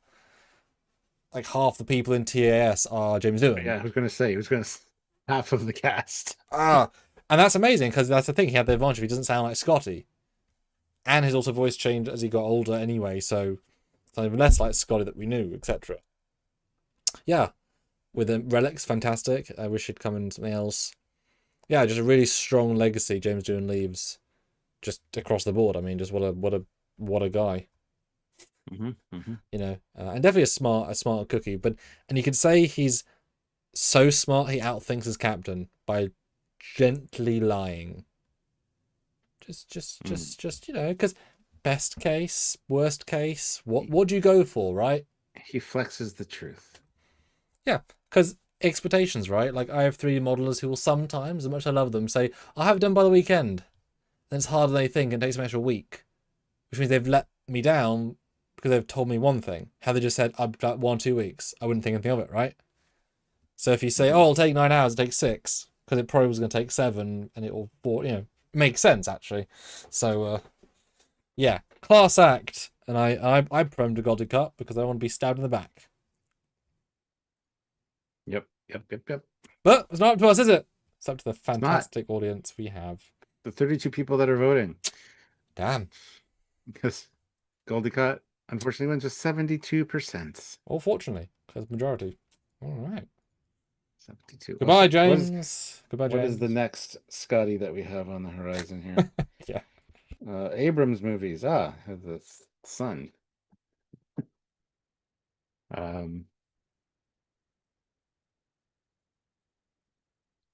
Okay. That'd be The Peg. yeah, Simon Pegg, yes. Simon the Peg. Is that up there? Not yet. Hmm. You got it? All right. Yeah, yeah. Thank you. Oh, I went for high res, not necessarily the best image. Um, yeah, I think this was a good choice. I mean, Simon Pegg is a big sci-fi geek. Definitely loves Star Trek. I think he had a major influence in writing Beyond, and it kind of shows it's more Trekky in its vibe and feel. So, um, and he embraces the character very well. Again, some of the funniest moments in that movie, the first movie, is from him. I like this ship. Um, I don't know why they had to give him a Kiesner counterpart because Scotty never had one of those. I don't understand that choice at all, but it's not a Scotty problem. I think it was a good casting, honestly. He got the vibe of Scotty 100%, and you got to give Simon Pegg some credit because he's in Star Wars, he's in Star Trek, he's one of us, and he's been able to get himself in there. So I appreciate that. So yeah. Yeah, he's also a symbol of the he does vibe to us Scotty, but in the silly, over the top, frenetic way that only JJ is. Because James Doohan would not do any of the scenes the way Peg did, like the way Peg did. But when you say take it to 11 and be enthused, like energetic and bouncy, then like, okay, there we go, right? But that's So you're not. saying he's the Spinal Tap of Scotty's. Yeah, Turned it up to 11. yeah. Yeah, he tried so hard, and he tells having fun. You can tell he's just really thrilled to be in it. Good, I think it's a good Scottish accent. He's got that slightly rounder face of sort of in between TOS and TMP Scotty, or later movies. Mm. Although it's funny, I never necessarily got the sense he was a smart engineer. If that makes sense, like he was a good problem solver, but not an engineer specifically. Whereas Doohan, I buy as an engineer. I don't think I buy Peg as an Yeah. engineer. Yeah, no, I see where it's yeah, I agree with you on that point. Um he just seems like he kind of fumbled his way into solutions a lot of the time. If I had a Kiesner to help him out, whatever. Um but yeah, it was more of the comedy relief of like, Lost Archer's prize beagle. I mean, they tried to make him be clever and be smart by doing the or the whatever beaming thing that he had. Um, but it doesn't really come across same as TOS Scotty. So yeah. Also, that was future Scotty's invention. Anyway, that was James Doohan post Nemesis invention, who then gave it back Mm. to young Scotty. I'm just saying, like, it wasn't him who invented it. It was his future self who was James Doohan. Yeah. Yeah. So got to correct James Doohan. Yeah, I think he would be better as the Kim role, meaning Ops, who just does lots of smart things, but not anything in particular. Does that make sense? Not really. Like, I don't not know an what you're trying to engineer, say. just a Oh. all round good, useful person. Oh, okay. Yeah. Would be more how I would visualize him if I was, yeah, yeah. But what do the audience say? Because they are the deciders. They are Roger. 36 votes. Cott wins with 83%. Okay. Peg has flown away in the wind. Peg has been pegged. Jesus. Did you ever do normal drying, air drying outside on a clothesline in any of your houses growing up? All the time, man. Okay, good. Grew up in the country and my mom always hung up clothes. One of the funniest videos is an American going to Germany and being like, why are you hanging it up? It's like, what do you mean? Use the dryer. What dryer? Why don't you dry it? Because it's the air. But it's quicker. It's free and takes like a minute. And what do you mean? It doesn't quite work in non-warm climates as well, but it's like, what? So I'm Like I glad. said, grew up in the country. My mom always hung it up, and we lived in the country, so there was farmers' fields nearby. So whenever they spread manure and we had clothes hanging out, that was always a bad day. But anyway, But it wasn't every let's move day. on with this. Classic for Real is gifted 5 Trekyards memberships, so thank you so much, Ah, Classic. So appreciate that you. dude Vince, Tab Ah, Extra, Armchair Operator, Caravaggio 2012, and Chris Gwillem. Welcome hey, to the channel. some names I recognize. So the next up is Olivia Julius with a $10 PayPal, which is Ooh, 4 choices. And she says, last one, Uhura TOS. yes. Okay. Okay. Um, I think Nichelle Nichols did great with this character, although not given much, honestly. Um, kind of a hint at a romantic subplot with Spock in one episode, where she's asking about the moons on Vulcan. Um, Mhm. and Gul Dukat, is that his like female persona? Yes. Perfect. There's one episode where she was working on something under the console, and Spock comes in to ask her how long it's going to be, and she's like, "It'll be a lot quicker if you didn't bug me." Like, she's kind of putting Spock in her place, which was fantastic. We needed more of that in TOS.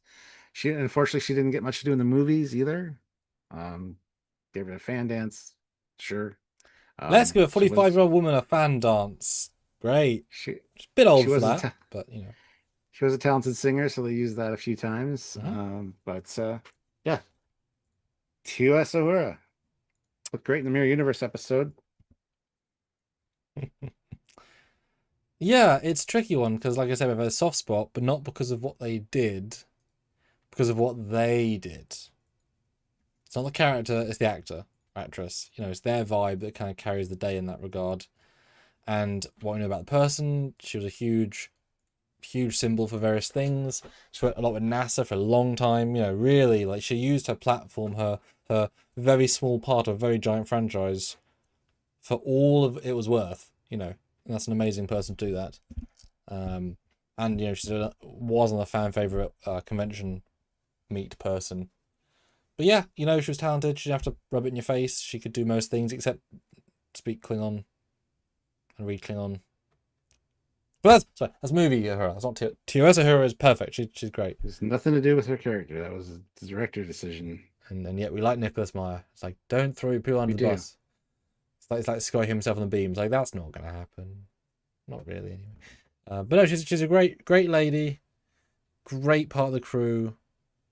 Like, did Uhura ever let you down in TOS? You know, like as a like, did you ever not believe her or anything?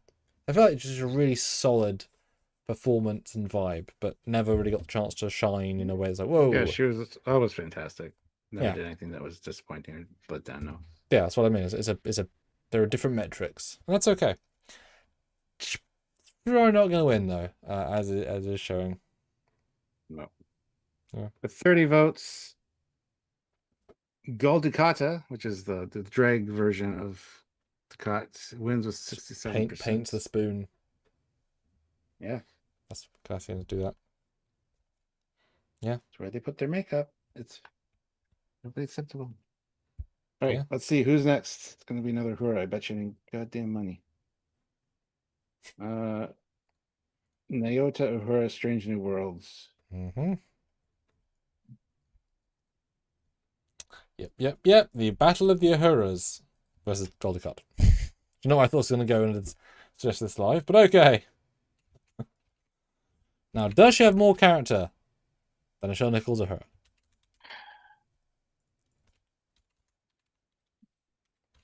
No, I think she does a really good job of him, like presenting a younger Uhura, which is now traumatized because her family died in a shuttle accident. You know, um, shit we didn't need from her characters, but that's okay. Does a really good job with young Uhura, but she just seems like a young, eager cadet or ensign that's just wants Mm. to do the job. And yeah, there's nothing. I don't know. She's really good in Strange New Worlds. Is she better than Nichelle Nichols? I mean, she gets more to do. Like if Nichelle Nichols had more lines in TOS, I think she would have done fantastic. So I don't know. That's a very tough one. I'm not comparing the two though. I don't know why I'm doing that.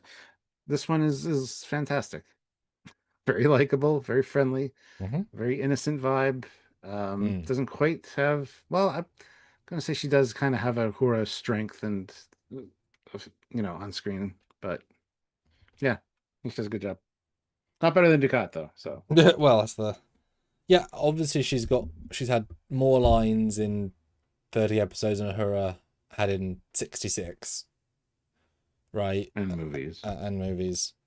She's had good scenes. She's had not so good scenes. She's had scenes where it's interesting. I think unlike Nichelle and a lot of other actors, when we say this to the Ortega's actress, I feel like when she's ensemble bridge, when she's giving things, little parts, she doesn't excel in those little parts.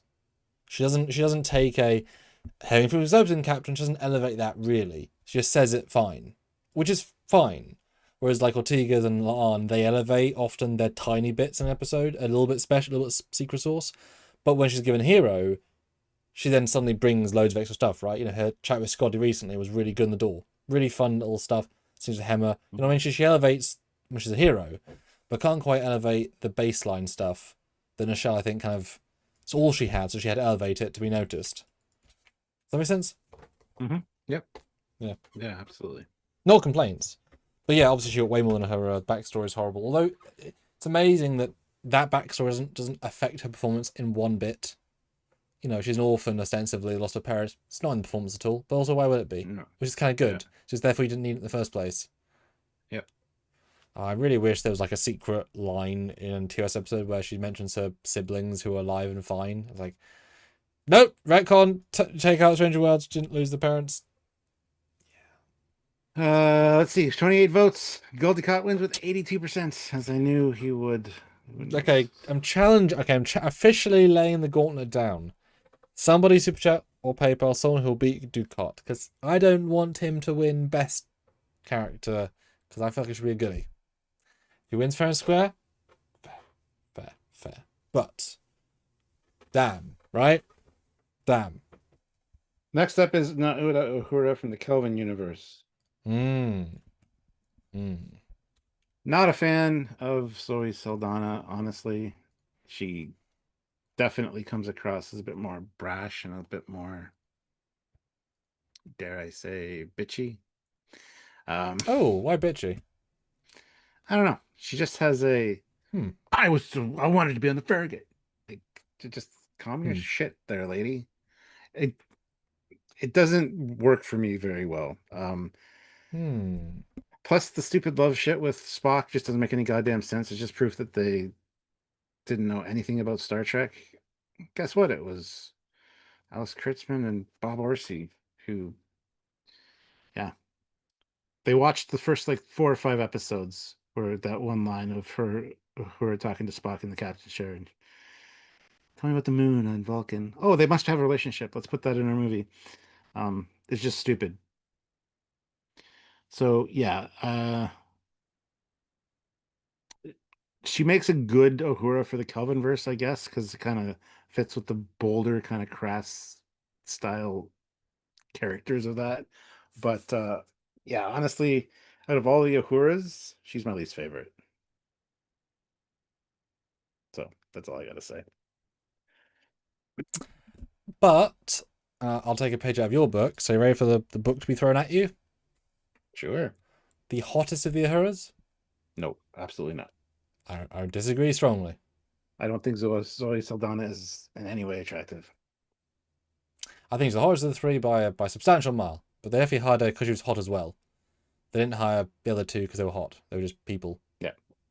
But she's the second hottest in my opinion. I think the one from Stranger Worlds is much cuter. I don't know if Well, is cuter. hot, Yeah, I'll give you cuter. But also, Zoe feels like a 35-year-old woman in this scene. The other one feels like a 22-year-old woman, right? Like, Zoe was older than the character, like, not vibe-wise. Prodigy, genius, never a bad word said, too snippy. She's just too smart. She's the most intelligent of the three, easily. And she's not afraid to tell you. But also didn't give her much else to do around that. weird with Spock. But I guess it put her in the movie because they were not going to let the movies be Spock, Kirk, and Bones because it's just three guys. You have to have it be Spock, Kirk, and her, so at least a lady there. But then give her more to do that's interesting, right? Mm-hmm. Yes. All right, so let's see who wins. 28 votes. Goldie Cott wins 79%. Okay. I don't think you are unhappy with that. Next up, we got Ray. No, there's one more for Olivia. Right at the end. Yeah, but it's just a pick one from the chat, right? It's a Sam's choice. Is that what that says? Well, with a spelling mistake, but yes. So I'm going to pick a Goldie Cott dethroner. Gam pick. Sam, yeah. All right, I'm throwing in Commander Data to see if we can change the scales. Because I feel like I have to bring a heavy hitter in here. Go for it. Oh, I mean, he's one of the best characters in all Trek. One of the best characters in sci-fi. Performance is masterclass. It's deep, it's flowing. It's also simple, but it's not. The insane nuance he can give you in half a look beats a lot of other actors' entire range in that you can read from him with so little. Great voice modulation, and knowing that Brent is not at all Data. He's way more sarky and not aggressive, but like he's way more personality driven. It's like Tilk from Stargate. He's a really big, loud, laughing guy, and Tilk is a stoic guy, so he's not at all. So he's playing other people that's far close to how he actually is, but obviously with a bit more evil. But he likes playing roles, and he never really got to play roles after Data because Data ruined him. But also, the rest of his life, getting a paycheck from conventions and signings and things is imagine getting guaranteed income first of your life because you're in a show. Yeah. Like reaching the peak so early. It's like, oh damn, I peaked. Yeah. Thoughts on Commander Data? Yeah, I agree with you. One of the absolute best characters in all of Star Trek and sci-fi. Yeah. Expertly played. So many, there's different versions of him, like with lore and, before, like masterful performances, let's be honest. But Data, yeah, the desire to be human, again, playing that Spock analog, he does Spock better than Spock did. And yeah, got a lot more time with him than Nimoy, which is ironic, honestly. Yeah, there's so much going on with this character, it's not even funny. Should easily overthrow Goldie Cott. But he obviously kept a baseline. Like Goldie Cott literally went from war criminal to father to sex cult to religious cult. I don't like half that stuff really, but they were trying everything, right? And it's fun to watch, but for me, I'm just like, yeah, I'd rather, yeah. I just love seeing the performance of Data and just great in gold, and I just think Data's Data's amazing. Yes, I do agree with you. But about the chat, let's see what they're voting for here. You guys, we just put our suggestions, perspectives, and you vote. So yeah, and 39 votes. This is more votes than a lot of the other ones. But Goldie Cott still wins with 59%. All right, you have spoken. Just some bullshit. Anyway, next up we got Classic for Real, who says Gull Madrid, his imposter from DS9 duet. Oh, that was also a Ray Ricks one as well, so that's a double up on that.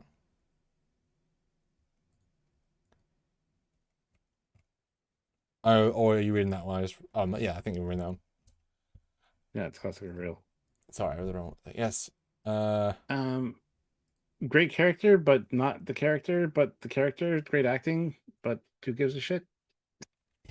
I mean, it's a great episode, but I don't understand the concept of this file clerk that's not a file clerk, that is a file clerk that wants to be somebody that killed people. Like, what is happening?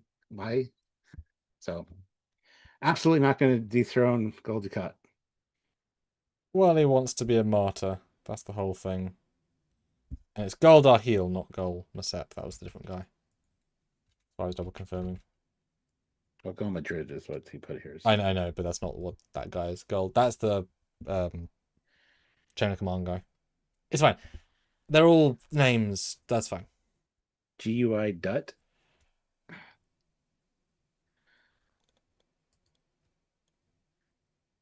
Yes. think that's supposed to be Goldie Cut. Okay. Yeah. I mean, it's performance over character, and dialogue over performance, right?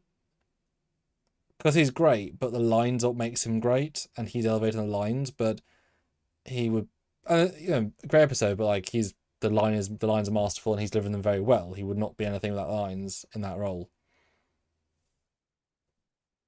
Whereas other actors can do something special. I can't judge him beyond that one performance because he's like that's a zeitgeist of a piece. Mhm. And whereas Kai Wynn, it's like, oh, I saw her as over the cuckoo's nest. She was hired for her vibe. No lines required. Right? Mhm. All right. And the night with 20 votes, Goldie Cut wins with 75%. Yes. Well, not sure that's a surprise there. That's okay. Who needs surprises? Next one from Classic for Real is Janeway, Admiral Janeway, season 2 of Yes. Prodigy. So specific Janeway variant. Keep that in mind.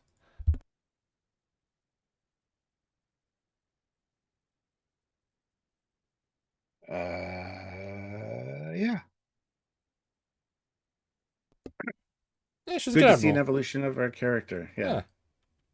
Yeah. Still maintaining the Janeway vibes for sure. Mm-hmm. Get her done, do it right, follow by the book. I don't know what else to say. It's fucking Janeway. So yeah, Janeway. Woo! Does she win? That's a good question. Yeah, no, she's a good yeah, she's it would be so interesting to see her out of because the office is the ship. The one we know her from. Mhm. It would be interesting to see her to go around that and do other things as well. But no, she's a good admiral, does good things, no complaints, We like Admiral Janeway. Mhm. Right, so what you guys saying with 27 votes, Goldie Cut still wins with 68%. Not even my data could dethrone.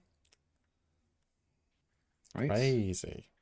Next up is another classic for real, Sydney LaForge from season 3 of Picard.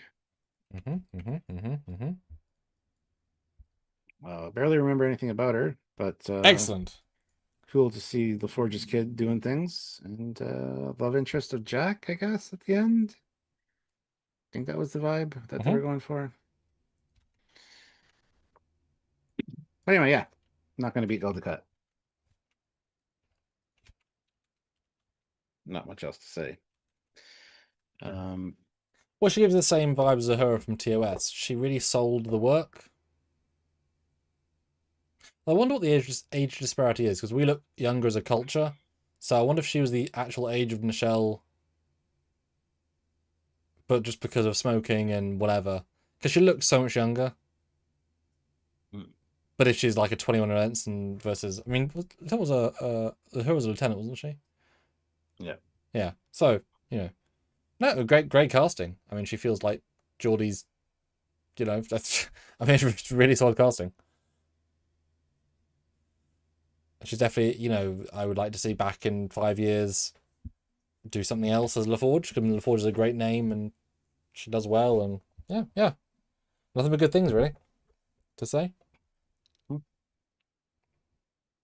Let's see what you guys are saying. With 20 votes, it's tied 50-50. How is Sydney LaForge a better character than any of the 15 that we've talked about in the past half an hour? Well, I don't know, but we have no say on the people either being serious or not. So there's yeah. Okay, well, 24 votes now. She wins with 58%. All right, so... dethroned finally. Goodbye, Gold Cut. Well done, Sydney. We'll send you your trophy in the mail. You've dethroned a 7-season baddie with your 7 episodes of being a goodie. All right. And then The next up is Captain Liam Shaw. oh yes. Yeah, I like Shaw. Shaw was great. Gruff. Love the way he kind of put the Picard and Riker in their place, but then he became kind of a shit captain because he didn't stand up for his crew, didn't take command or didn't take charge when somebody was basically interrogating him on his own bridge. Um, so I don't He's not a know. frontline captain. I don't know how to feel about him because he is literally an engineer type captain who's on a scientific mission, not super great at being a captain. It feels like, um, yeah, and it's just such a shame. I like Todd Stashwick. I think the character was great, had a lot of potential. So, a lot of his quips and his kind of crassness was good, but as a captain, needed some tweaking. And given that we've met the man, would you say he's actually very similar to the actor, or he's very similar to the character? You know, he's playing more because he's naturally that way, or he's playing a character. It's hard to say. I was really disappointed meeting Yep. him because Against him though, just as a I have no fucking opinion on my character. I do what the director says. It's like, okay, that makes you a really good actor, but also what? yeah. It's So not my characters, the writers, and yeah, I think he imbues some of his own mannerisms into his characters. So yeah. I don't think he's trying very hard with Shaw, in a good way. That's just yeah. a vibe. It's like Will Smith. He's not trying very hard. He's just playing that guy, which is fine. Yeah, he's a good Mm. character. He is a complex character. He's not born to be a captain, but he would be good. He'd be a good captain in like Planitia. You know, Yeah. a captain where the most serious thing that can happen is a nacelle might go haywire, and that's okay. Right? Not everyone's made for frontline, whatever. But in truth, it's just more just the character ran out of its usefulness in the script and the storyline, so he just fell off, and where he should be really coming to his own, they realized, yeah, there's not much left to do, and therefore we're just gonna not do much else Yep. with you. And that's Yep. okay. But also, meh. All right.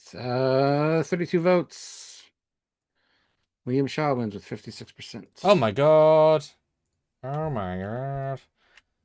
So he would definitely beat Gold Cot then by a substantial margin, right? Wow. That is what they're telling Probably. us. All right. Damn. Probably gonna call the end to that because we still have two more PayPal's to go and some super chats. So Mm-hmm. I'm gonna say Royston's is the last one there. Well, it's not even a super chat. Go, Or it's not even oh, that's yeah. The last one is just a note. yes. So Ray Ricks does a PayPal of $5 and says, Cisco.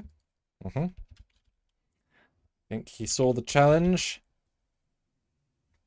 Cisco is infinitesimally better than William Shaw. He's my favorite captain by far. Love the attitudes, and also just the things that Avery Brooks brought to the character. Although, to be fair, a lot of the times when he reacted with a laugh, like or whatever, it was kind of comical in a way. Didn't really fit, Mm. but I think that's more of the actual actor coming out, so it's kind of more real. So, Mm. yeah, great a single parent giving this outpost his command he doesn't necessarily want, having Yeah. to kind of deal with things and then becoming such a great captain, good wartime captain, somebody you don't want to fuck with, and you know, rebuilds his life, gets a new wife, gets a baby on the way, and successfully raised Jake, and then decides to go get some milk and cigarettes from the corner store and never come back. The end of the character arc is really bad, but being part celestial being, because his mom was essentially one of the prophets. It's kind of weird, but a fantastic character. Love him. Just didn't like the way they ended with him. Well, it's like the Lord of the Rings trilogy, right? It's great, and then there's 5 endings, which massively hurts the closing feeling. You're like, oh, we're still going. Oh, we're still going. Oh, it Yeah, doesn't mean the whole yeah. thing. It's just like, oh, okay. Look at the poll. I love it. Right. Even the people who might be voting against their better judgment have jumped in. Yeah, Cisco. He is a broken man. He is a captain that you need. He will do the wrong thing. He'll do the right thing in the wrong way, and not apologize. He will break the rules, but do it in a charming way. And I never get why people don't give him the credit that he has such a William Shatner cadence. He has awkward long pauses. Mm-hmm. That people complain Kirk never say Avery Brooks. He is so similar in cadence. He's awkwardly acted, but it's characterful as hell. But it's so similar if you break down a scene. And like I said, the laughing as well. But yeah, it's just he's such a. But the thing is, the actor has just disappeared for the last 20 years, so I have no idea how similar he is to the actor, because obviously he's ill and he can't do stuff, and it's a shame. But it means he's got this, like this is his last thing he ever did, right? Cisco is his legacy. What a legacy, right? He managed to finish the 7 years, and crazy. But would be nice to do anything else after, because he obviously had talent. 34 votes. Cisco wins 91%. Oof. Nice. So next up is that would have been a Golden Cup winner, I'm guessing, as well. Yes. Next up is from Ray Ricks as well, and he says Pickard. Which, this would have been close if it wasn't for the series Picard. Because that really let the character down a lot and kind of tarnished it. In my opinion, anyway. I did. No, Picard is a great captain, very measured, very calculating, very diplomatic. I mean, different kind of Starfleet captain than Kirk or Cisco or, the more action-oriented captains until the movies, because then it got to get action-oriented, and that kind of ruined the character as well a little bit. But they're both fantastic. And fortunately for Avery Brooks, he didn't return and ruin his character. Patrick Stewart unfortunately did, and wasn't his fault. Even season 3 doesn't quite untarnish what was tarnished. Yeah, you de-shined Picard because he's dead. It's a golem. So I think Cisco's still my favorite captain for a reason. So deadbeat dad, but at least he's alive. Well, no, I guess not. And Picard was forced to be a deadbeat dad because he didn't know how to kid. So many children not looked after in the Trek world. Yeah, I mean, I would still vote Picard just because he is the perfect Starfleet captain for like 90% of the history of Starfleet. Right? Mm-hmm. He's not the best war captain, but they wouldn't want him to be as... It's like Winston Churchill. He was an amazing war president, but then or prime minister, but got voted out after because he wasn't good at normal. Yeah, you'd fear for the ship maybe with Cisco, but Picard, he's going to be the most strong steering wheel, hold the rudder, whatever allegory you want for a strong leader. And he'll look after the crew, his people. He'll put himself not first. I think Cisco would put himself first sometimes, but you're allowed to as a person. But Picard would put the ship and crew first, more than Cisco would. Because the fact that Cisco has a child and a wife meant that he actually did put his family above Starfleet in terms of focus, whereas Picard was so on the job that obviously it means more to him, right? That's fair. So that shows you, one's a career officer. That's why Picard's close to Kirk, in all regards, because they're career officers. Cisco is a man, right? He's more developed, more interesting, but also less good captain, etc. All right, so let's see what the people are saying. With 22 votes, Picard wins with 73%. Damn.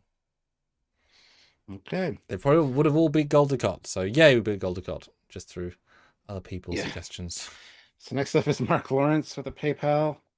Thanks so much. He says, wow, 1-1. I had to get back to work, but caught up at 1/75th times speed. I didn't even give you guys my sob story as to why I picked her, maybe another time. But for now, a silly one. Rumdar. Oh, yes. I've got Rumdar here. Rumdar. I mean, that's a pretty great pick in fairness. Right? Yeah. The Packlid, who ended up loving the Federation, I guess. I don't know. Don't really remember the whole plot with Rumdar. He Oh, he's a came spy. aboard. Yeah, but Rumdar, that's great. Um, yeah, totally fun character. The Packlid's being fleshed out more is great, and the spy that is, well, he's a Packlid spy, so how good could he be? Take me to the warp core. Why is that? I want to see it. Why? Souvenir. Yes, the warp core is in this closet. Oh, the warp core closet. It is so small and dark. Taking pictures the whole time. The floor. Oh, the flash. I mean, it's just a pitch perfect character. I'm not saying that to make the shot to go for it, but he's like perfect, right? Just like what he's trying to do. Yeah. There's a reason we've memed him every day since. It's perfect. Not even joking. See what you guys are doing. Joshua, fuck's sakes. Called the last one a little while ago, but okay, that's the last one. Joshua Irwin's is the last one. We got to get through these because we should have been done a minute ago. So, all right, Okay, what let's an see. unusual throw-in. Okay. 20 votes. Picard wins 70%. Rumdar is out of here. Rumdar sad. Yeah, Rumdar is sad. All right, classic for real, $5. Whoops. But if there's anyone to dethrone Goldicott, there are 5 lights. Macrid from TNG Madrid. chain of command. Madrid. Sure. Maybe. Well, you're not dethroning Goldicott now, so this is very literally Picard versus his torturer. So excellent. There are 4 lights. Two thespians at work in our verses. Great character, sinister, well done. Father of the year as well, by the way. I'll point that out. Oh, he would never be a deadbeat dad, would he? Oh no, no. He'd be dead kill father. Yeah, stab. Yeah. Another fantastic character, definitely evil character, Cardassian to the core. Could have been Goldicott. Would have been awesome, but anyway. 4 lights, Cardassian man. There you go. Well, you have to know there are 4 lights, Stuart. There weren't 3. Get over yourself. There's only 4. Yeah, I mean, yeah. And the most impressive thing about it is he was hired like the week of, and all of his lines were on, cards. Mm-hmm. That's amazing. That's absolutely incredible. Like, he deserves all the credit for doing. But also, Stuart, we've done occasionally cold read episodes of Trekyards where we don't read the script ahead of time. Mostly me. And you can do it. It's difficult, but you can do it. So he sort of did. I wonder if that's actually rehearsal time. I suppose a little bit, but it's TV, so everything's quite quick. Yes, Mark Lawrence is David Warner. Yes. Yeah, I met him just before he passed away. Got a picture of him. Yes. You killed him. Good job. You're welcome. I mean, great character. He would definitely win many other rounds, right? Yeah. But the funny thing is, he's just playing intense David Warner. And that's not a bad thing, you know? Like, he's so David Warner. Not the makeup doesn't really hide him at all. It's just him playing intense, which is fine. Yeah. Let's see. 25 votes. Picard wins with 60% still. That's got closer though. That was a genuine fight. And last of all, the most famous character you've always heard of, Stuart. I think is the last one. Royston S. Bailey, $5. Yeah. Worf, best character arc in TNG, and more appearances across Trek than any other Trek character. Dorn made him likable. Yeah, actually, I would dare to say that he's a better character. Not better. He's up there with Data as being one of the best Star Trek characters of all time, because he literally went from background character not going to focus on the Klingons because Gene Roddenberry said so, but have one on the mhm. bridge, to being in 2 shows, making us learn more about the Klingon culture than we've ever really known. Let's be honest. You're saving. Got to see his struggles. The only problem with Worf, he was the most Klingon of Klingons because he was trying so hard to capture his Okay. Klingon heritage, but after being raised on Earth. But he's a shitty goddamn father, and that ruins the character a little bit because Jeremy Astor, I'll take care of you. You'll be part of my house. Never mentioned again. Alexander, you're my child? What? Yeah, not good interactions with Alexander, but a fantastic character. Again, develops very well. I got to see many aspects of his life and his career, and yeah, I think probably better than Picard, in my opinion. So, Hmm. Well, it's funny because he had less in a lot of ways because he stayed to his archetype like Picard did, but Picard was given more center seat, literally and figuratively. But then Worf got incredibly dedicated episodes to him, of course, Klingon episodes, and they ended up being loads, and he was always center of that. So he's a very like split, like he actually got massive focus. Did he change much over the course of the years? He got more confident, but he also Worf is Worf, right? Even up to DS9, he's still Worf. He makes Jadzia more like him than Jadzia. He makes like he's Worf, right? Honestly, his biggest change is in Picard when he's now a pacifist. Honestly, that's the biggest change he ever did, and that's okay because he's just how he lives and sees the world is super interesting, and yeah, and then judging other Klingons for being too Klingony. Why would you hit heads? Because we do. Guys, it's ritual. all right, 32 votes. Winner is Worf, 73%. Woo! Damn! Picard, get the hell out of here. Damn, you did so much, but not enough. Wow. And Oh, I know Royston, but I lastly, was still him though. Is what I mean. Yeah. Right. Royston S. Bailey, $2. A bad captain can still be a good character. 100%. 100%. Yeah. We're just giving all the points about the characters. So Joshua Irwin, $5. Radu from When the Bow Breaks. Yes. All right. Ending on the heavy hitters of Worf and this guy. All right. From the X-Files. Now, when you vote, guys, think carefully. It's the last one on the live, so measure that vote. He kidnapped some kids. He did, yes. Wasn't a great time. Wasn't they couldn't make children? Yeah. Like, yes, but you'll be at home here with us now, your new parents. We'll be great parents. Be great. It's like, But then he does convince him because like chocolate and candy. Have a great time. It's like, well, okay, we'll treat you like adults. It's like, what? Okay. Is this person a better character than Worf? Only you can decide. Oh, we have no say. We have no say. And if you don't vote now, you will ever hold your peace. Just saying. All right. Time is up. You've all lost. 29 votes. The winner is Worf with 72%. So we're going to 72%. It should have been like 97%, but whatever. Anyway, Worf is the winner. Congratulations, Michael Dawn. Today. Yes. And we skipped down so many good characters. So that shows... Yes, so many good characters that we skipped out on. He's a good character. I'm not saying they're bad characters. I'm just, There'll be a part 2 at some point, guys, where Worf can be a high note.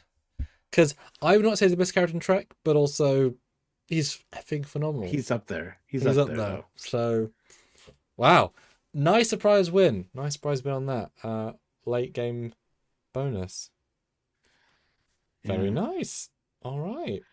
All right. Beautiful. Well, thank you guys for joining us. We'll see you on Saturday when you watch our content, whatever it is.